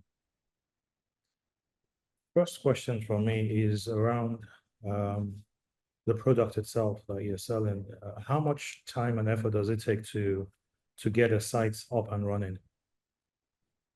Okay. When we got the raw materials, I'll explain the process to you. When we got the raw materials, we separated. It took about 1 week to 2 for biogas to evolve from the system. And with the aid of our blended microbes in which we developed, it helps to reduce the rate in which the biogas being released from the system. So it takes 1 week or 2 maximum. Have I answered the question? Yes, you have. Thank you. All right, sir. Okay. Does any other judge have any question? He's got four full minutes, 4 unused minutes. Okay, if I may go again, Kakinon, how many people do you have on your payroll? How many people work with you? Working with me? Mm. I have 8 persons working with me. Okay, and most of them are technical people working to set up the sites. Yes, sir. Some are my partners that give partners that give us bioenergy advices and encouragements and technology know-how. Okay, I see. So how do you, for this product, or how do you scale something like this? We scale this product by increasing our customer base, either by selling our biodigester system or a biogas being produced in our site to direct business owners or customers who need in the cooking needs daily. And that's why we have agents or hubs, and also we carry out awareness campaign so that the clean tech can go into the community very well, or can penetrate easily to the rural community. So I know it's very difficult to get into this rural community because they are working, most of them using firewood for cooking. But with time and what we're doing, most people start patronizing us and they love what we're doing. Thank you, sir. Okay, thank you. I see that more judges are willing to ask you questions. Rachel, please, you may go ahead. Okay. Thank you, and thank you very much for the presentation.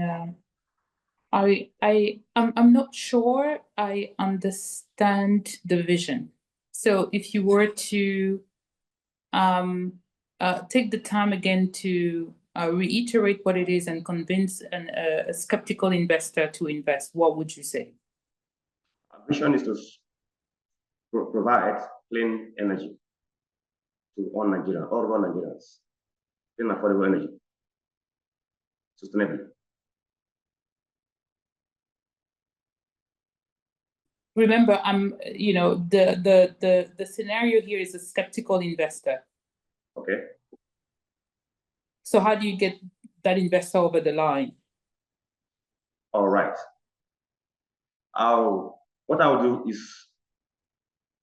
do is my biogas system, and the system is different from other standard systems. We incorporate a patented digester with a raw material which we discover ourselves. If you know that can produce a biogas efficiently, we blend microorganisms. I'm a microbiologist, so we blend different microorganisms to boost the digestion process in the system. We also have a patented scrubber which we produce ourselves. Okay, so we produce clean energy, which it will not it will not cause, or it will not pollute or harm anyone when using. And also for scalability, I believe currently we are having a lot of contacts telling us to go and build or install systems in their farms, majorly in river states, as I speak.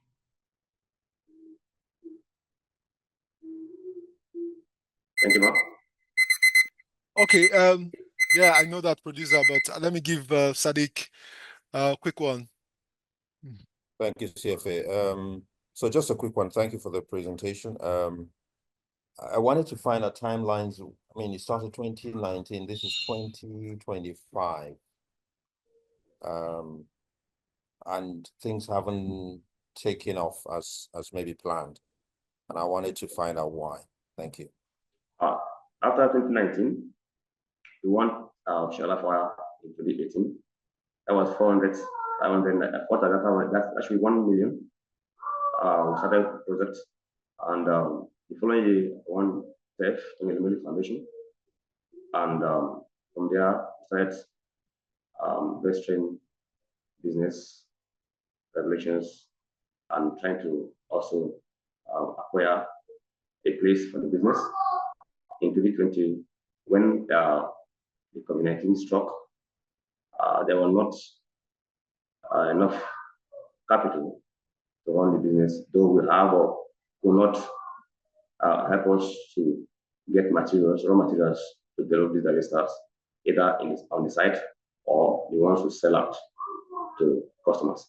So in 2022, we venture further, keep pushing, investing my money, personal money in it, and that in I produce about 50 digesters. So it's the digester we produce, it costs a lot, so it brings down capital. So that's why we're looking for investors to support us. Thank you, sir. Okay. Thanks, Sadiq. Kakim, do you have an engineering background? Quickly. I'm in microbiology and biotech. Okay.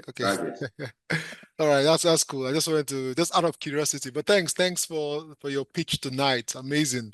Clearly you're solving a problem. But yeah. All right, so that is one of our founders for tonight.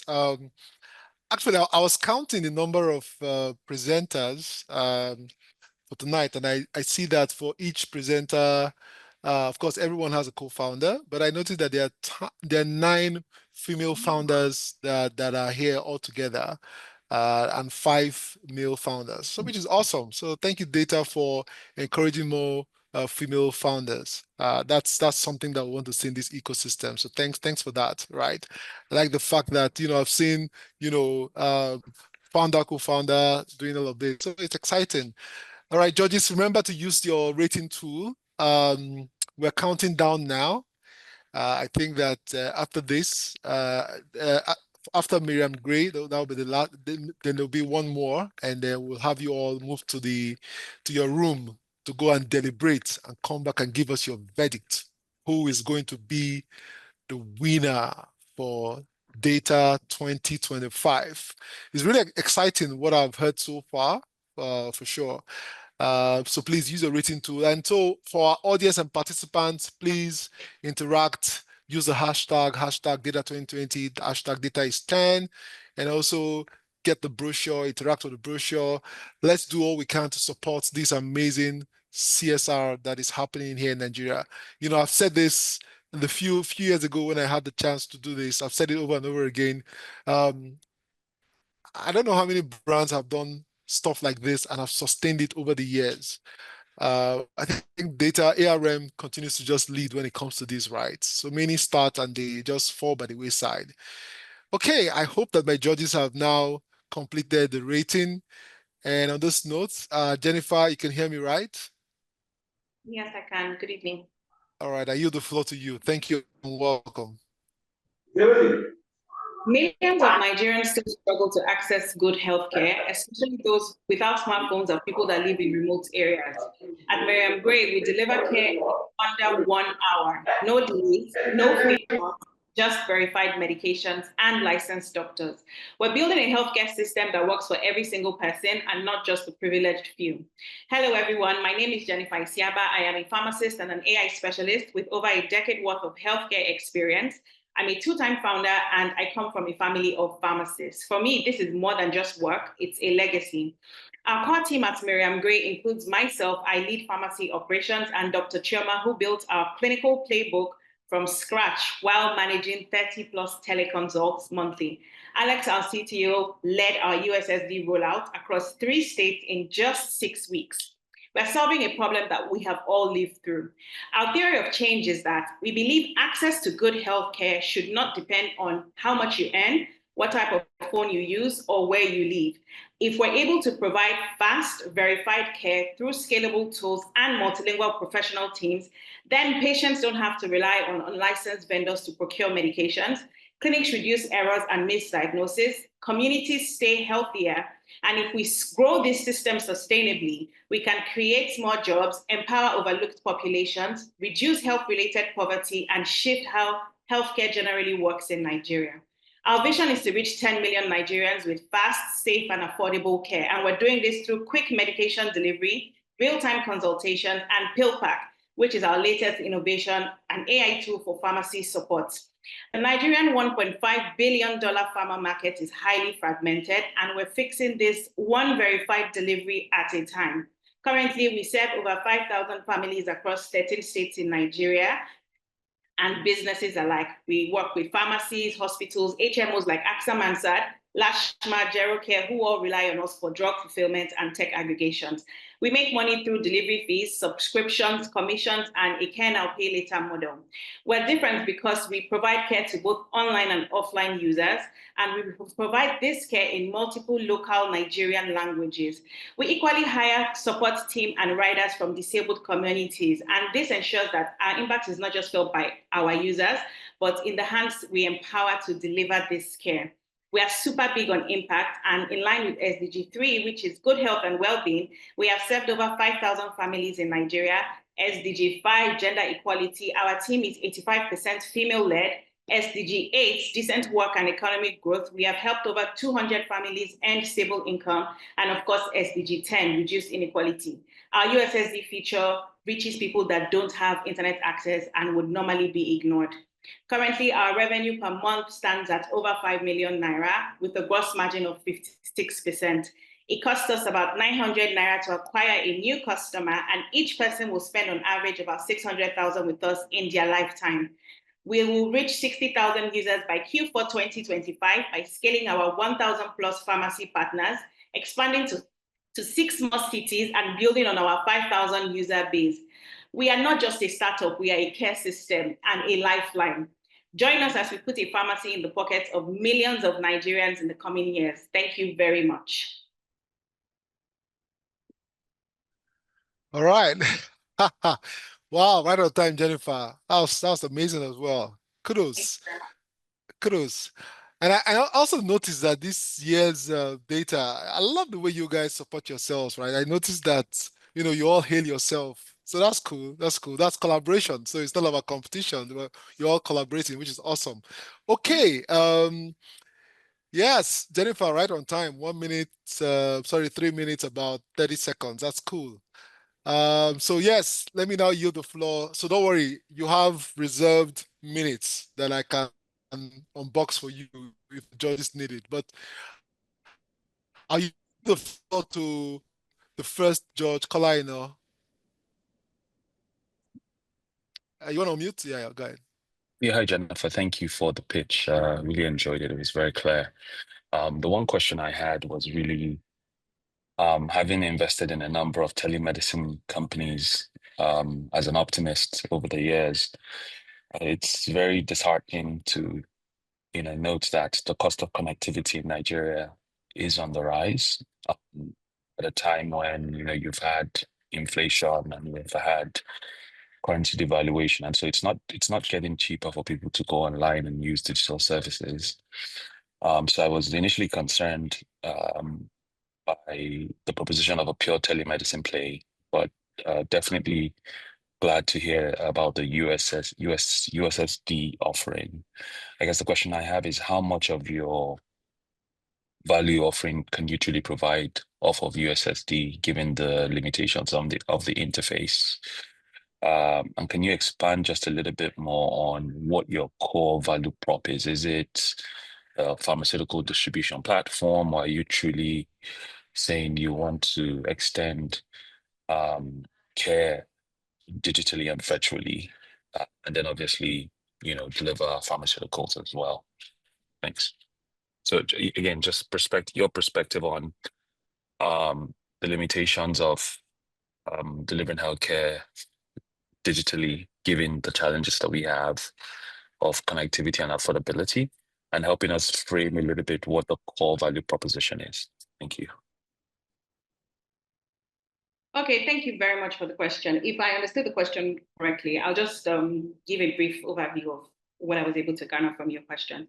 I think currently in Nigeria, it costs per gig is costing about 1,000 or 1,500 naira, and this is high for many users. And that's why we launched, or we figured that the USSD would be an advantage for us because it would work on any type of phone. You don't require data, you don't require a smartphone, and with this, we're able to reach as much as 30 million Nigerians who are still offline. As much as many people have telephones, there's still a huge number of Nigerians that don't have smartphones. So with the USSD channel, we're able to reach over 30 million Nigerians. This automatically removes tech or cost barriers to healthcare. That's, I would say competitors still face. And with the USSD feature, we're able to offer medication lookup, pricing, location. Like we have a few really deep core users that still use our mobile clinic, so they can find the location of the nearest mobile clinic that they can pick up medications from. They can book consultations, they can speak to the doctors with the USSD, and we can also have our referrals on that channel as well. The limitations, I would say, it works best for fast structured tasks, and there's no long images or long charts involved in this. It's really quick. If you need to buy a medicine, the interfaces you will have is probably at most 2. And then, like you said, our core value proposition definitely would be access to pharmaceuticals. We are a pharmacy at the core of everything. Every other thing is an add-on just to make sure that people are able to solve their healthcare needs in one hub. Thank you. That's good. Thanks, Kay. If there's no other judge, okay, Dr. Edozie, please, over to you. Hi, excellent presentation, Jennifer. Thanks a lot. And also great value proposition. I'm just wondering, and it kind of builds on Kola's question, a lot of our medication is imported. And obviously that has, inflationary and also Forex consequences. I'm just wondering what your thoughts are about leveraging 2 things. One is local manufacture, and secondly is actually indigenous medication. So traditional, almost herbal medication. Just was curious and keying that into technology. China has done very well on that, by the way. India also.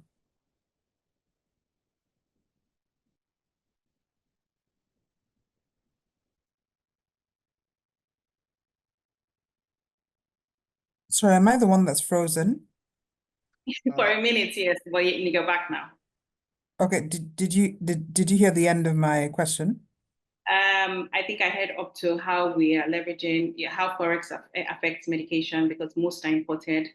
And I didn't get to that point. Sorry about that. So I'm now making you lose time. I apologize. No, my second was how you're leveraging local manufactured medication, including traditional or indigenous knowledge about herbs and more natural solutions. And then my point was India and China have done extremely well in terms of formalizing indigenous knowledge systems and indigenous and traditional medication. Or America is selling bitter leaf in capsules. Meanwhile, bitter leaf is from home and we don't use it, even though it's such a healer, or dogon yarrow, etc. Just was curious about your thoughts, but really impressed by your presentation and your thinking. Thank you very much. Like you rightly said, over 70% of medications are imported, and actually this will drive up the cost to dollar-naira fluctuations. And that's why many pharmacies constantly have problems with stockouts and price instability. So how we try to mitigate this is by working with local manufacturers. As small as they are, we do have some powerful manufacturers who manufacture common medications locally. And like you said, people are starting to lean into natural medication. So long they just want to know that it's safe, and if they are guided on the right dosage, because every medicine can in turn be a poison. If they're guided on the right dosage, they are open to trying that. And there's a lot of promotion about made in Nigeria alternatives these days, and we definitely would only prioritize NAFDAC approved indigenous medicines. There are many herbal medicines and remedies currently that have scientific backings. Most of them are natural remedies, supplements, that help with menstrual flow, blood pressure, diabetes. There's 1,000,001 of them that actually do have scientific backing. And so we have like Instagram lives, we have blogs on the website to try to educate users and prescribers in turn, so that, people can build trust in local options to help with the price fluctuations. And we also try to push volume demand to local producers through our platform, and this kind of stabilizes supply for us. If we partner, or when we partner with certified local manufacturers that actually produce NAFDAC-approved medications, the people are happy to try this alternative. And in the future, we're looking at, taking courses with pharmacies so that we can onboard licensed traditional medicine brands that have documented safety and efficacy. And we'll offer more consumer education through our pharmacies to build trust in local options. All right. All right, Jennifer, thank you very much. I also give you extra time because you finished early. All right, thank you very much, Jennifer. It's been a good one. So judges, please use the rating tool, rate Jennifer and all the other founders that have pitched tonight. Yes, yes, yes. We are now counting down. I know someone asked a question, someone made a comment. I noticed that websites of some of the startups aren't working. Oh, well. Well, if you heard that and you found out tonight, just make sure your websites are all working. And please, yes, you can go ahead and also answer. I see Jennifer is also answering some questions, right? So please go ahead and answer any question that is directed at you as a founder. Okay, so I'll bring in Chioma. Chioma, okay, I see you, Chioma. If you can hear me, I yield the floor to you. Over to you, Chioma. You need to unmute though. Okay. All right. Awesome. Hi, everyone. Good evening. All right. Hi, everyone. Good evening. My name is Chioma Obabi, co-founder, CEO at Soup Technologies Limited. By virtue of this job, I've been able to be called a youth leader because of the fact that I've committed and dedicated my career into making vocational education seamless for young people. Now, let's go right into it. Millions of young Nigerians want to learn a trade skill, right, that can help them earn a living. But face 3 consistent barriers, which is language, accessibility, and a clear pathway to employment. Most vocational centers are concentrated in urban areas, mostly physical classes. They are also always taught in English, and they come with a very high cost.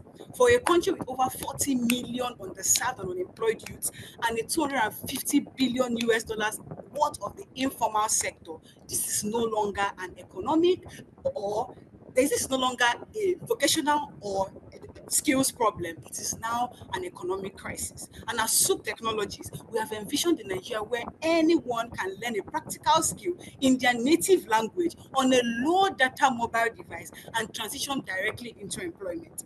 Our mission is to re-engineer vocational education to become inclusive, localized, and employment driven, because access to skills should not depend on where you live or the kind of language you speak. Souk is built for the Nigerian market, and we deliver digital trade skills training through a proprietary platform built for the underserved learners. Our courses span in-demand courses like fashion designing, makeup artistry, barbing, solar installation, phone repair, amongst many others. And this is actually taught in Nigerian languages, which is Yoruba, Hausa, Igbo, and even Pidgin. Now, what makes us unmatched is the fact that we are the first digital learning platform that is providing trade skills in our local languages with interactive tutors, and students can learn from anywhere. Our team is built for skill. Myself, Chioma Obabi, has over 8 years in communication, education, and community development. My co-founder, Kevin Steve, is our CEO, and he has over 10 years experience in operations. And guess what? We are backed by a 14-member team of intentional young people who are passionate in learning science, technology, marketing, amongst many others. And we are also led and supported by 20 tutors across several trade skills.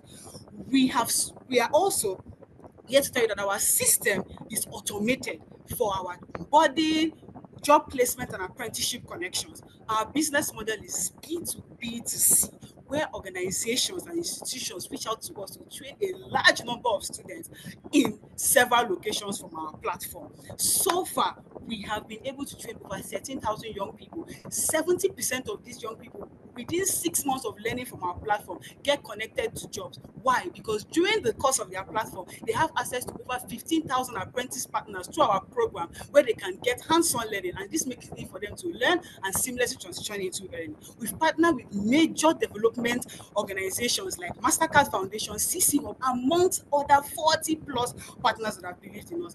Our impact is seen in how we are contributing to the SDGs. 4, making vocational education accessible. 5, where we have over 60% of women coming to learn on our platform, and over 55% of our team members are women as well. And for 8, we are making employment decent, and we're also boosting economic growth, because 70% out of the 13,000 that I've learned within 6 months means that we're boosting economic growth. And this has attracted several accolades, like one of them, which is significant, Social Innovation of the Year in 2023, amongst several others we've gotten. You may ask why now. The youth population and the informal sector is booming. Now is the right time to equip generations with trade skills that can help them to thrive. And you would ask, the school so built for this? Yes, we are built for this. We are not theoretizing. We are already doing this, and we are ready to scale. Judges, I want you to imagine a Nigeria where every young person can learn a skill in their local language from their phone anywhere and walk straight into a job. That's the future Suk is building. And I hope the data judges see this passion and join us on this course. Thank you very much. Oh my God. Whoa.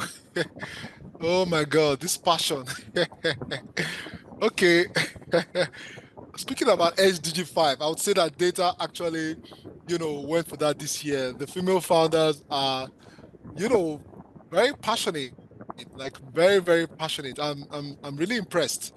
Kudos, Chioma, and all the female founders that have pitched tonight. Kudos to the team for the mentorship. I mean, this is really good. Your passion is infectious. Yeah, well, let's see what the judges think. But you made a personal call to them. Okay. So judges, please rate Chioma. Wow. Okay. I'm really impressed with all the female founders tonight. I have a feeling. I'm not the judge. I don't know what the judges are going to do. We'll move them to their own room now to go and deliberate. But the ladies have been quite passionate. Kudos. Okay, so Mrs. Falashade, I yield the floor to you, please. Over to you.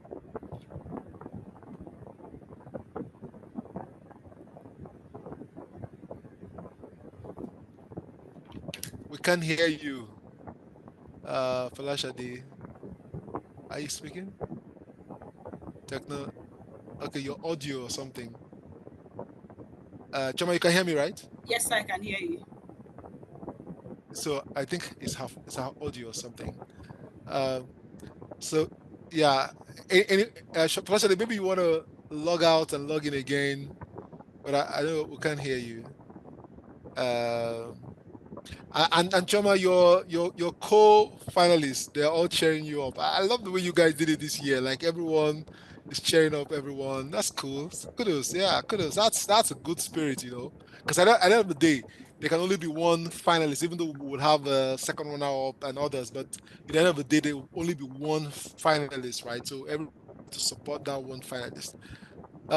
Any questions for Chioma? From any judge? She's got almost 4 minutes. So, okay, Falashade is back. You can unmute and ask Yes. David as well. All right, yep.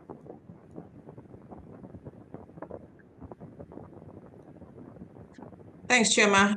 That was quite a passionate pitch. I think everybody connected to it. Could you take us through how revenue is generated? And I think for my own better understanding, how exactly is the learning affected? I know you talked about the platform, and then you talked about apprentice partnerships. Yes, ma'am. Okay, ma'am.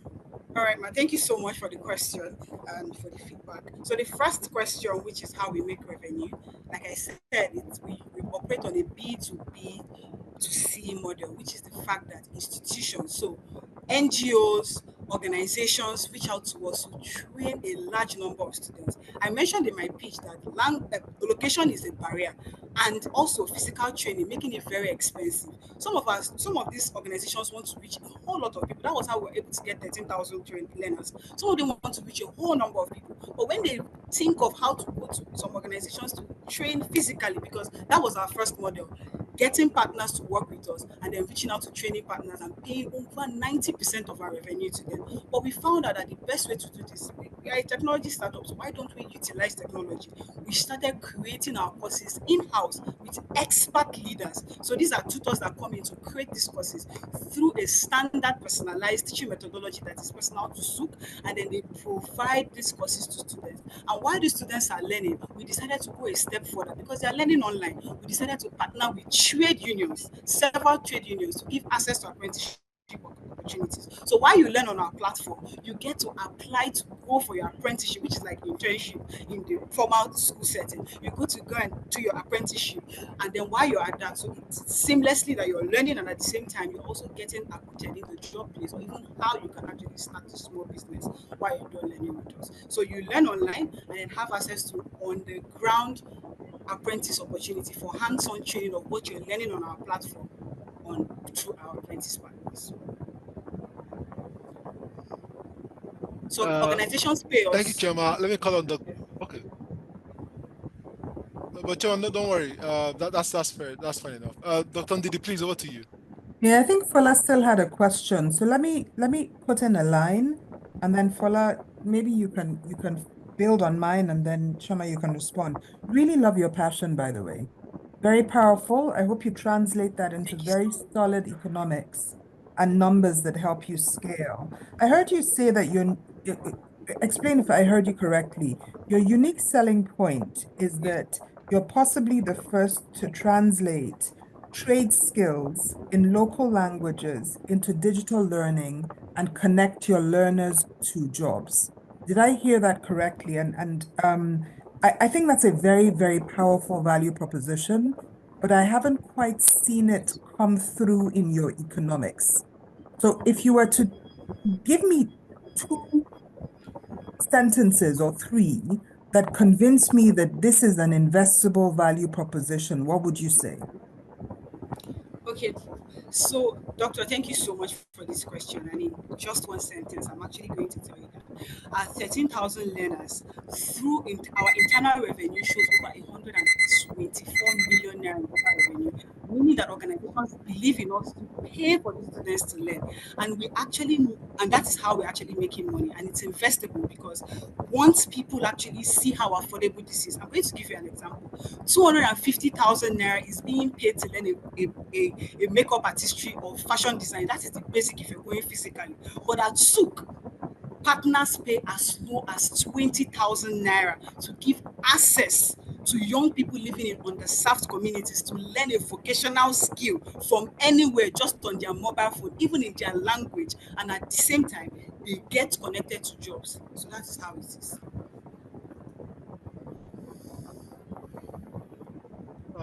Thank you, Chema. Falasade, did you have any other question you wanted to ask quickly? I think it has been answered with the question Ndidi asked. Okay, awesome. Because I'm still within time. That's why I asked that question. Okay. Chema, that was amazing. Thank you again. Thank you to our judges.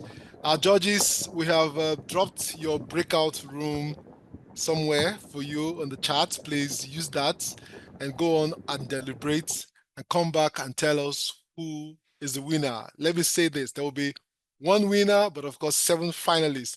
And these finalists have gone through mentorship with DD, they've gone through mentorship with the ARM team and all of that judges. So it will be amazing. And let's just say that there'll be one winner, but 7 finalists, and all of you are all winners in your own right. And yes, keep building because you can go on to build something really, really amazing. So big kudos to our judges, big kudos to the team behind the scene for all your time and everything that you've done to make this DAAYTA 2025 a resounding success. And so far, so good, I must say. I didn't meet any of the founders, any of the finalists. This is the first time I'm hearing them pitch. And honestly, I am impressed. And I'm not saying this because I'm the MC of tonight, but I'm saying this as someone who has also been in this ecosystem, through and through. So I think I know a bit of what I'm saying. So yes, but let's see who the judges say would be the winner for DAAYTA 2025. Don't forget to use the hashtag DAAYTA 2025 and also hashtag DAAYTA is 10. Yes, 10 amazing years of trying to build the next generation of founders who would go on to solve our biggest problems. Yes, Africans will have to solve their problems, uniquely so. So judges, please use the link. I still see one or two of our judges here. Please use the link and move over there. Yes, and thank you, producer. You made it easy. Please just use your phone now, use your camera and scan the QR code to download the e-brochure. Yeah, see, I have an amazing team behind the scene, right? Thank you, guys. Thank you for all that you do, right? So please use that, interact with the brochure. This brochure would give you an idea of DAAYTA and how far we've come, 2025, 10 years of amazing impact, building the next generation of founders. So please, I still see a couple of founders here, sorry, a couple of our judges here. I still see, yeah, I still see Folasha there, I still see Ndidi. So please, could someone help them behind to sort of make that switch? Okay, while I mean, they have about 10 minutes to do this, while our judges are actually deliberating on who would be the 2025 winner. Let me just ask you all to just sit back and relax. I have a number of videos to share. And yes, someone just asked now about some past success stories. Just wait and see. We have some videos lined up to share how far DAAYTA has come. My producer, if you're ready, let's get some of the videos rolling. And so just sit back, watch, and enjoy. Thank you once again. Hello, everyone. My name is Chukwuemeka Fred Agbata, more popularly called CFA. Currently, I'm the Managing Director, CEO of the Anambra State ICT Agency, the agency responsible for driving digital adoption in Anambra State. It gives me great joy to be here. Congratulations to all the startups that have passed through DAAYTA. One of the most interesting things that I've come to understand as someone who's been in the ecosystem for a decade and a half ago is that you can't know it all, right? So you must always be in a state of wanting to learn and to understand. And this is the beauty of the role that DAAYTA fills in the ecosystem. I know that one of the biggest challenges that we've had in the very early beginnings is a lack of institutions where people can go and learn things like this. That became a thing for accelerators and incubators after a point. But for the corporate side, it was lacking, and it still is lacking now. So, which is why I would say kudos to the DAAYTA team for holding forth for the last 10 years. I think that I will advise any startup out there, if you want to be successful, you must make sure that you are humble to learn, and then you're sure that your startup is filling a need and a gap. And this is coming from someone who has gone through different areas, all supporting the ecosystem.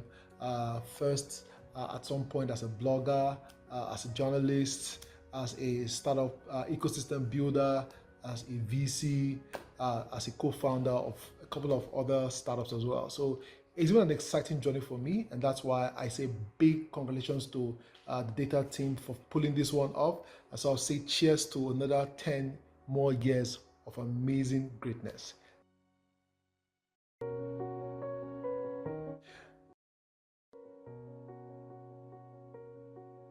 My name is Wale Odutola. I'm an executive director in the ARM group. So I think after working for a number of years within the ARM, and ARM is a largely entrepreneurial organization, but also interacting with numerous entrepreneurs across the ecosystem and over so many years. A few things I think stand out when you look at companies that have survived, that have longevity and continue to grow. I think the first is always the value that we're able to deliver to clients and what the clients will pay for. I think it's always important to ensure that whatever it is that value proposition is, you test that hypothesis time and time again by ensuring that clients will pay for it and will pay, the value that you've ascribed to it. I think that's very important. It's been 10 years since ARM started this journey, this very, very impactful journey of working with young entrepreneurs that have, fantastic ideas that are impactful and reach Nigerians in the thousands and the millions. DAAYTA has spent the last 10 years promoting this initiative, and I can only imagine the number of lives that this particular initiative has impacted over the last 10 years. And this is looking forward to the next 10 years and saying, congratulations to the DAAYTA team and all the winners over the past years and all of the individuals, entrepreneurs that have participated in this program. I think the next 10 years, will be even more impactful. The next 10 years, I'm hoping that DAAYTA will be a name that is known across the country for what it does, impacts, using ideas by young entrepreneurs as a vehicle for achieving that impact. So congratulations once again to the DAAYTA team for the great work they've done over the last 10 years. Happy 10th anniversary, DAAYTA. Hi, my name is Dr. Ndidi Mali Adozian. I am a data judge. I'm glad to be here today. This is my 10th year of judging. It coincides with DAAYTA's 10th year anniversary. And I'm super excited, not just to welcome the entrepreneurs that will come in this session, but also to commend and re-celebrate all of those who have won in the last 10 years.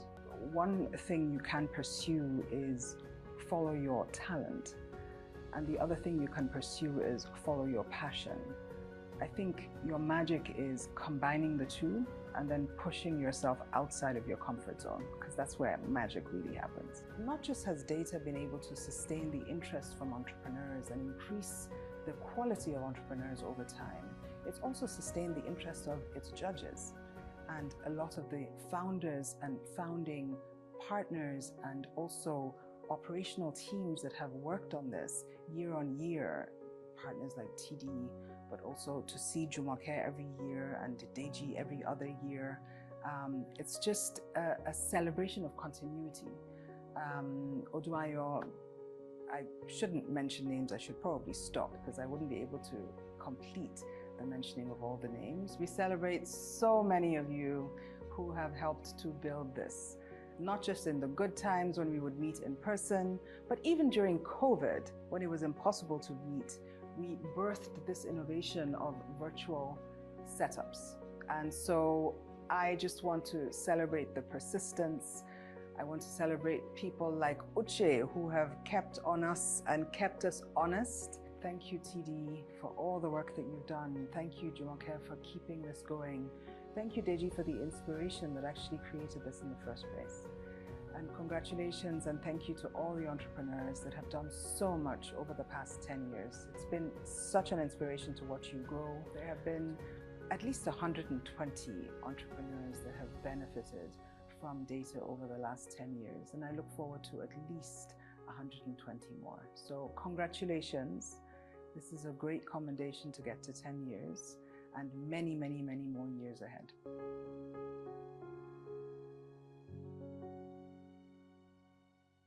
I can't believe that it's 10 years already. 5 to 6 years ago, I was approached to stand in for one of the judges at DAAYTA, and I accepted. Given my background in investment, both in private equity and in VC, I felt that I could contribute and to the laudable objectives of DAAYTA. 5, 6 years afterwards, I have been impressed by what DAAYTA has achieved. Is it from the number of applicants that they have to sift through and determine the people who participate? All the work that goes into making sure that the appropriate participants are selected. Then to the support that DAAYTA provides to the participants through TVC labs, going through their initial submissions, which the judges have to go through, and then seeing them on the final pitch day, I can appreciate the amount of work, the amount of study, the amount of coaching, the amount of mentoring that has gone into the participants. Then on the pitch date itself, I'm always proud to see young Nigerians share their ideas, talk about their ideas as a business and how they would solve challenges that we face in our everyday life, and as well make profit from it. All in all, DAAYTA has done extremely well in the last 10 years. The next 10 years, for me, I think it's going to be the decade for me of Africa becoming. And the young generation are the ones who are going to make that happen. And I know that DAAYTA is going to play its own significant role in making sure that Africa and indeed Nigeria can become.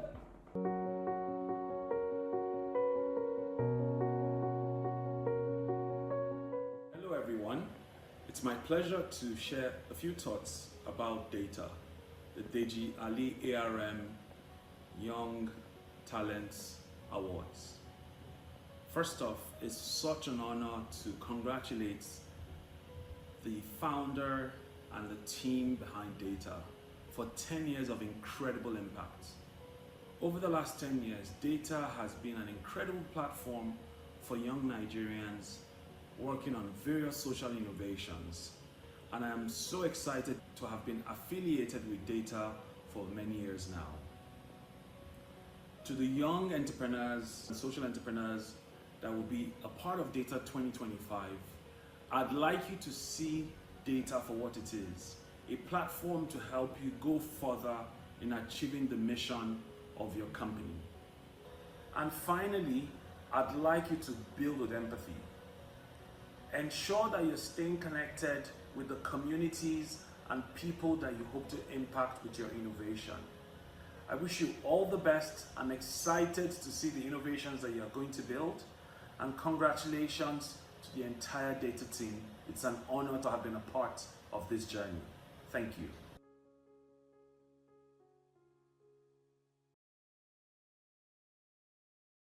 Hello everyone, Rachel Moore Oshodi. I'm the Managing Director of ARM Harith, a private equity firm focused on building sustainable infrastructure across West Africa. I'm also an angel investor, having worked and currently still working with a lot of startups trying to solve the problems that are prevailing on our continent. My advice to young entrepreneurs is essentially rooted in resilience and innovation. We have an opportunity to leapfrog and do things better.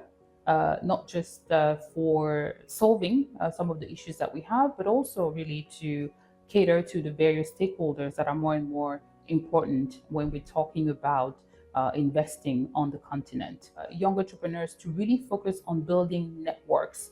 And I'm not just talking about raising money, a network in terms of leveraging from what is already existing by collaborating and partnering with a much larger set of stakeholders, because ultimately one of the issues we have is scaling businesses.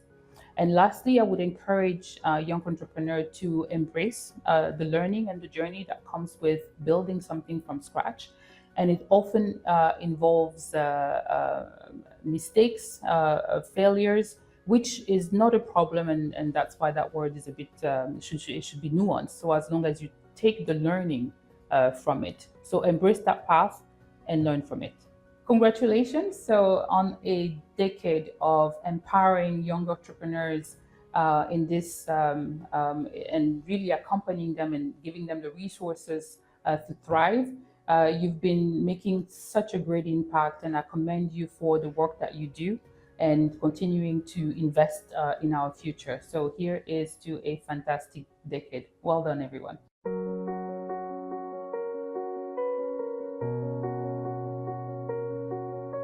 My name is Sadiq Mohammed. I happen to be one of the judges that have served on this program for the last 10 years. So this is the 10th anniversary of the DG Ali ARM Young Talent Award, which has made a lot of progress and also impact over the last decade.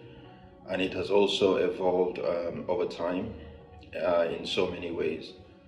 I think the first one is around the caliber of startups and founders, as well as judges, as well as the organization of the data program over the years. The impact approach has also been adaptive.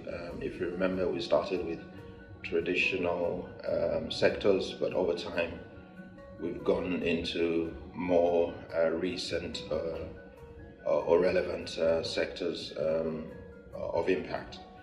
I think also the program implementation approach has changed over time. Initially, it was just a cash grant, but over time it has evolved to something more useful, more impactful on the winning and startup. Finally, I would say I believe it's going to be a very interesting session, as with all previous sessions, and I enjoin all the startups to give in their best, and may the best team win this year's DAAYTA award. Thank you.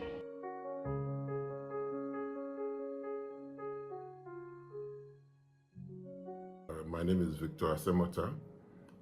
Welcome to this year's version of DAAYTA, the Deji Ali ARM Young Talent Award. I expect, as usual, the best and the brightest, the most talented young people to come here to showcase what they've been working on, and the ideas that they have for the future growth of our society. My advice to young entrepreneurs in these trying times when funding is not readily available is to really focus on the market. The best source of funding is from your customers.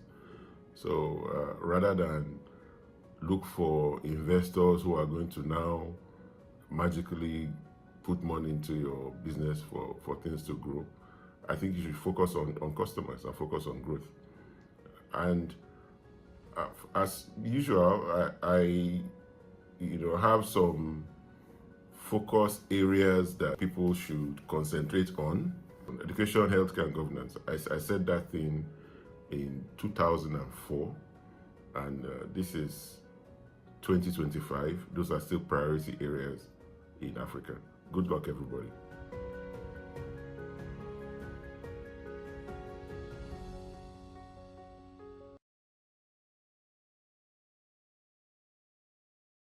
Just pick out your phone, it's a QR code, go to your camera setting, and yep, and it takes you to the Google Drive where you see the brochure, and this brochure takes you through the program that's for this year's edition, right? And just to also deeply appreciate them, Ventures Platform, a foremost Pan-African fund dedicated to investing in early mission-driven founders who are building capital-efficient platforms that democratize prosperity, plug infrastructure gaps, and connect underrepresented communities and solve for non-consumption. Yes, I use that. Usually would have callers say that a lot. Investors in over 90 technology companies across 7 countries on the African continent. Ventures Platform is the transformative power of technology and innovating lasting impacts. By supporting visionary entrepreneurs, Venture Platform aims to foster a thriving ecosystem that empowers individuals and communities, bridging the gap between potential and opportunity. Please visit venturesplatform.com to learn more about this esteemed of DAAYTA 2025. Yes, I can't agree less. Venture Platform has been there, worked very hard for the ecosystem. Interestingly, I happen to know all the founders of these 3 amazing partners, right? Paradigm Initiative, PIN, is a non-profit organization that shapes policy, defends rights, and builds capacity in the digital environment. towards a digitally inclusive and rights-respecting world. Across our regional offices in the DRC, Kenya, Nigeria, Senegal, Zambia, Zimbabwe, and beyond, we work to connect underserved African youth with improved livelihoods through our digital inclusion and digital rights program. Our programs include life skills, ICT, financial readiness, entrepreneurship, life training program, the FUNA, and a digital rights program. Visit paradigmhq.org.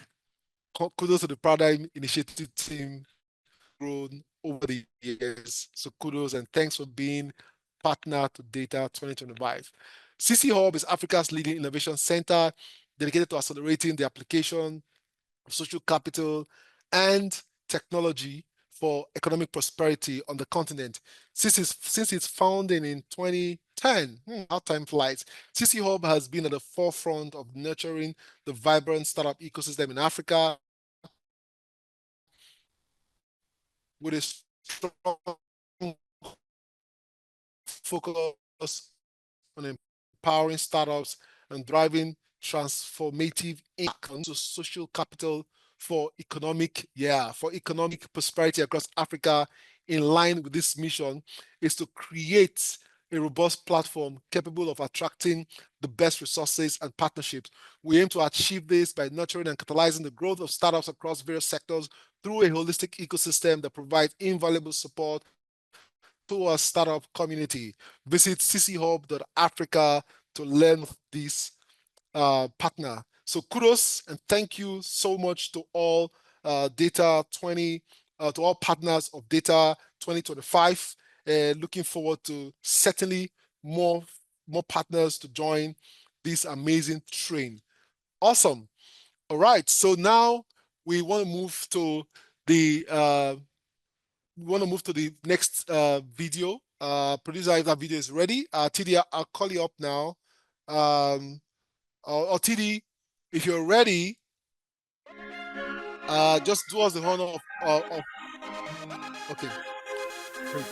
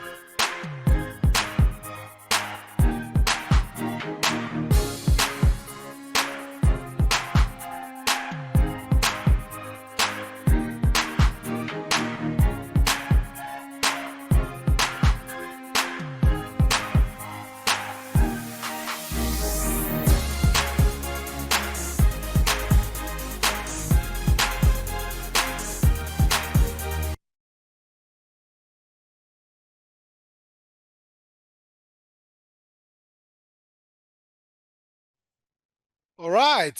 Thank you, producer. That's 10 years celebrating a decade of building change leaders, change agents. On this note, I'd like to bring in the program sponsor, Uche Azubike. Over to you. Thank you very much, CFA. It gives me great pleasure to be here again, just to say a big thank you to everybody, especially our founders. Interestingly, we spent a couple of hours with them yesterday. Those great founders that have been with us over the years. And they had bright ideas about how we can take DAAYTA to many more years to come. This video is just to showcase some of the things that we have done and also to call on partners to join us, because if you do believe in these young people, the best we can do is take them to next decades to come. And that's what we're doing by showcasing what they have done and also calling on you to join us as we take on this journey.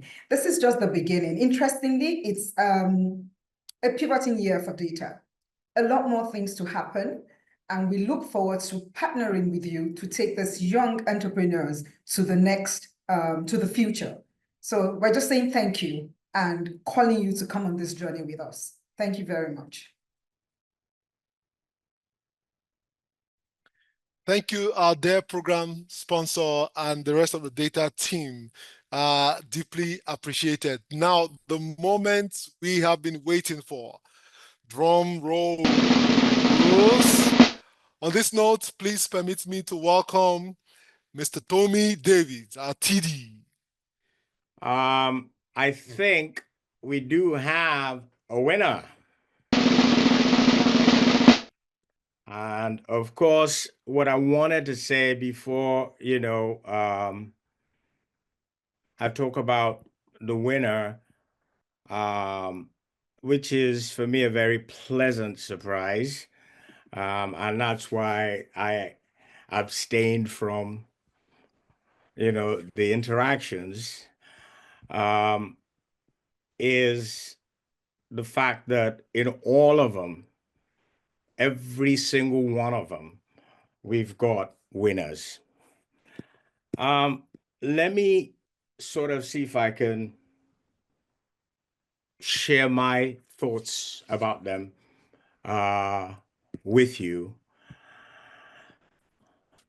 Ilode Bio, for example, is building the future of clean, affordable energy for low-income households using a patented biodigester that transforms organic waste into cooking fuel.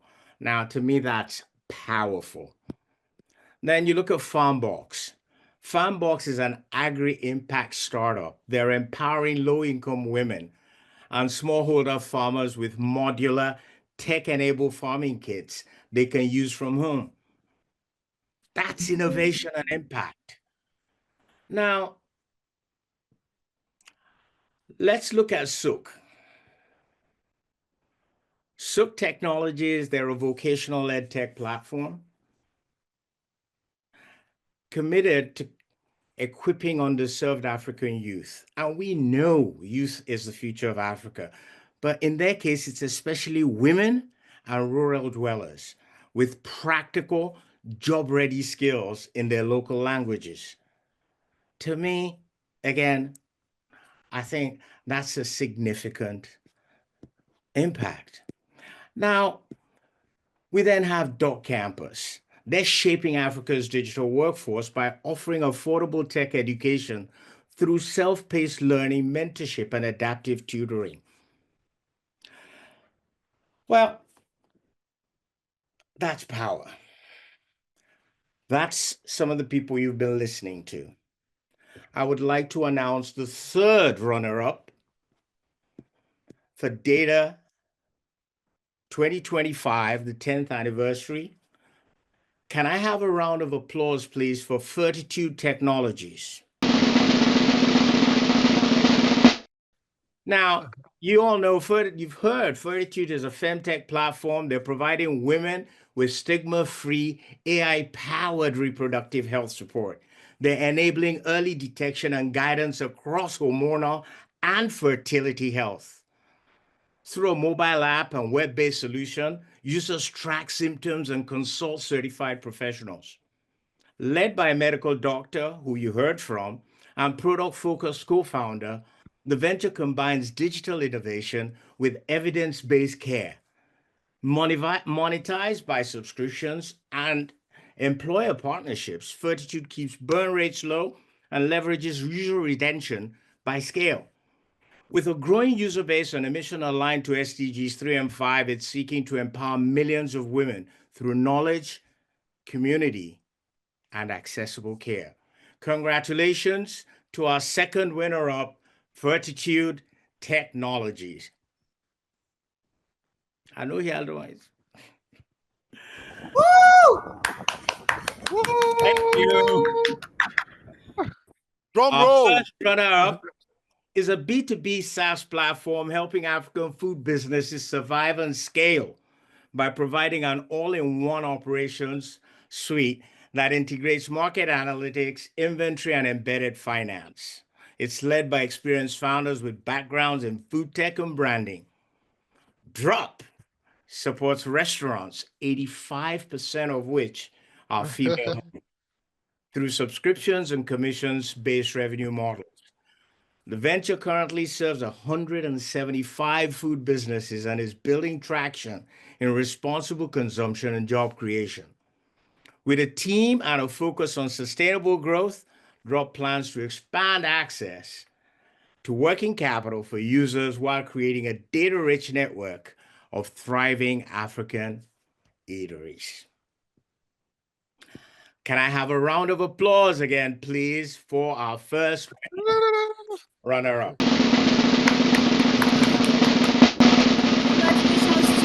Congrats. Ladies and gentlemen, it is my honor and pleasure to announce the winner of the Deji Ali Youth Awards 2025, a company that is redefining pharmaceutical access in Nigeria by delivering authentic medications, virtual consultations, and lab bookings within 1 hour, even to underserved communities. With an experienced team of healthcare professionals and developers, the business combines e-pharmacy, telehealth, and AI. Built to be the best, number one, and nothing. Mariam Gray, take a bow. Thank you. The best, number one, and nothing less. Lead me to my destiny. I have waited patiently. I have vision, though I believe.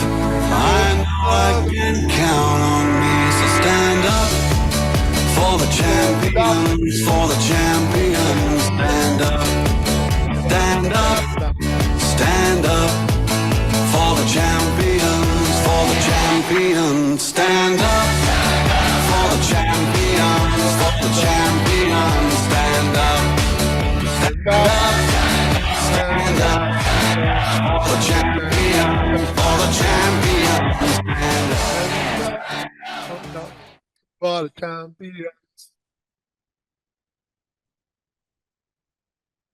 Awesome, awesome, awesome. TD, thanks for that, man. Thanks. Awesome, awesome. You know, TD, TD, you know, I've been around, your mentee, right? So when TD said we have a winner, I just mentioned 2 startups. I said it has to be either of these 2, right? And you know, and I think I was right. You know, I was right for one. So yeah, kudos, congratulations. Like I said, you're all winners, right? All the finalists are finalists, right? But only one winner. And yes, you're also a winner in your own right. All right, thank you very much. So on this note, I'd like to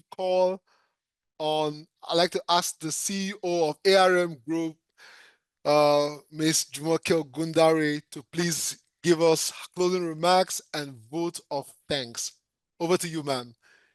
Thank you very much, CFA. Thank you to everyone for staying up to this point. You know, every year when we get to this point of the program, announcing the winners, you know, I'm as anxious as the finalists. So I'm thinking, who is going to get it? Because they all have wonderful ideas. And, you know, it also reminds me of what is possible. Nigeria has great talent. Our people is really our greatest resource. And, you know, data is just a way of bringing out the best in people. You know, they say iron sharpens iron. And if I look at all the people who have worked with us over the years, the different irons, you know, sharpening the irons of our entrepreneurs. And our number one ion is TD. TD, I cannot thank you enough. I remember just under 10 years ago, when we had a vision, we knew what we wanted to achieve, but getting there was, just wasn't so clear. And I spoke to somebody and the person said to me, the person you need is TD. And I spoke to you one evening, and from the first conversation we had, you got it, you keyed into it, and you ran with that vision with so much passion and commitment. I cannot thank you enough. I cannot thank you enough. You have been so supportive of DAAYTA and all similar programs that we've had. Thank you so, so much. Thank you. I'd like to say a big thank you to the judges. CFA said earlier that they do this without any compensation. Dr. Dozian from the very, very beginning, Sadiq Mohammed, Kola Ino, thank you so much, Mr. Victor Semota, Mrs. Olusoya. Thank you so, so, so much for your time. It's not easy putting this together. I know you're all very busy people, but you also recognize the impact that we're trying to make. And you've supported us over the years. So thank you very much for getting us to our 10th anniversary. As CFA said, not a lot of programs like this get to this point. So I'm really, really excited. I'm happy that we're here and we're growing stronger. Thank you so much for your contribution. And to Wale and to Rachel, our new judges, thank you. My colleagues, I know that your time is really, really tight. And putting this into it, it's just, I don't take it for granted. So thank you for your support. Thank you so, so much. I would like to maybe, let me take CFA. I can't remember the year now, but I think that we were still having physical programs. And from the first MC, the program you ran, CFA, we fell in love. We wouldn't let you go. Even when you took on public assignments and you didn't have the time for us, we wouldn't let you go. And I know what it took for you to be at this event today. We squeezed the time. We made sure you were here. I thank you so much for, supporting us, for believing in us, for your encouragement. Just thank you so, so much. Thank you very much. To our partners, a big thank you. You're sharing our vision. You're also teaching us a lot of things. If I Ventures platform, what can I say? We've come a long, long way. Kola, thank you very, very much for your support. To CC Hub, Paradigm Initiative, thank you so, so much.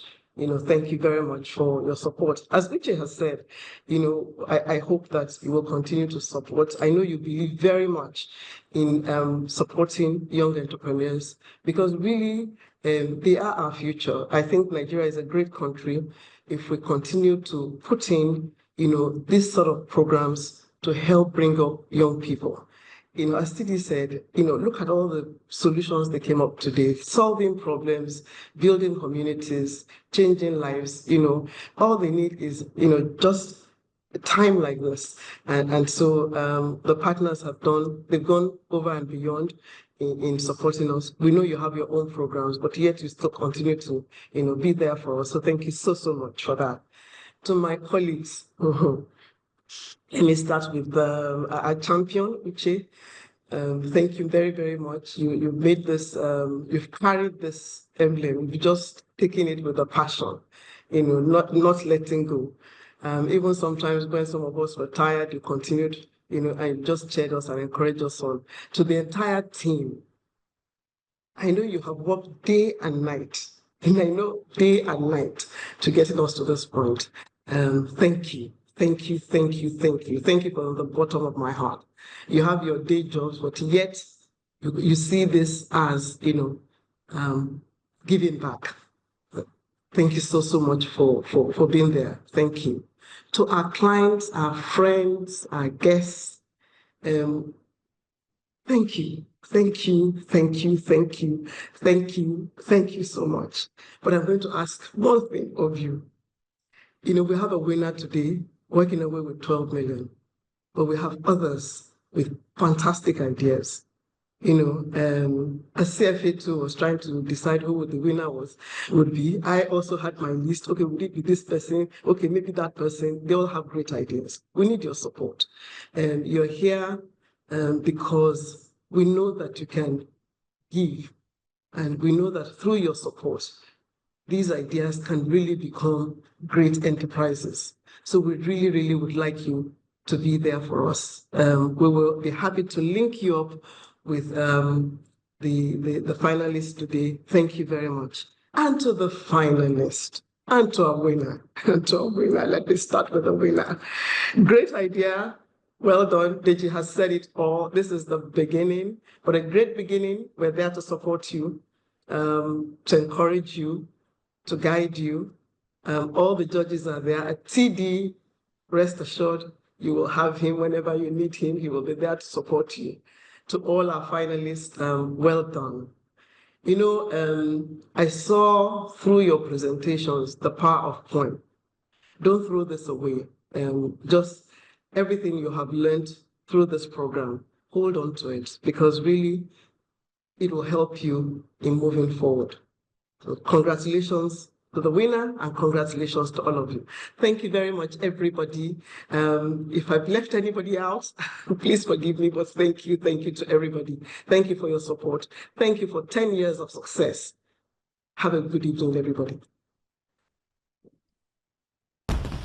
Amazing. Thank you, J.O. What other way to say good night and thank you than this? Thank you, thank you, thank you, thank you. Thank you, thank you. Thank you.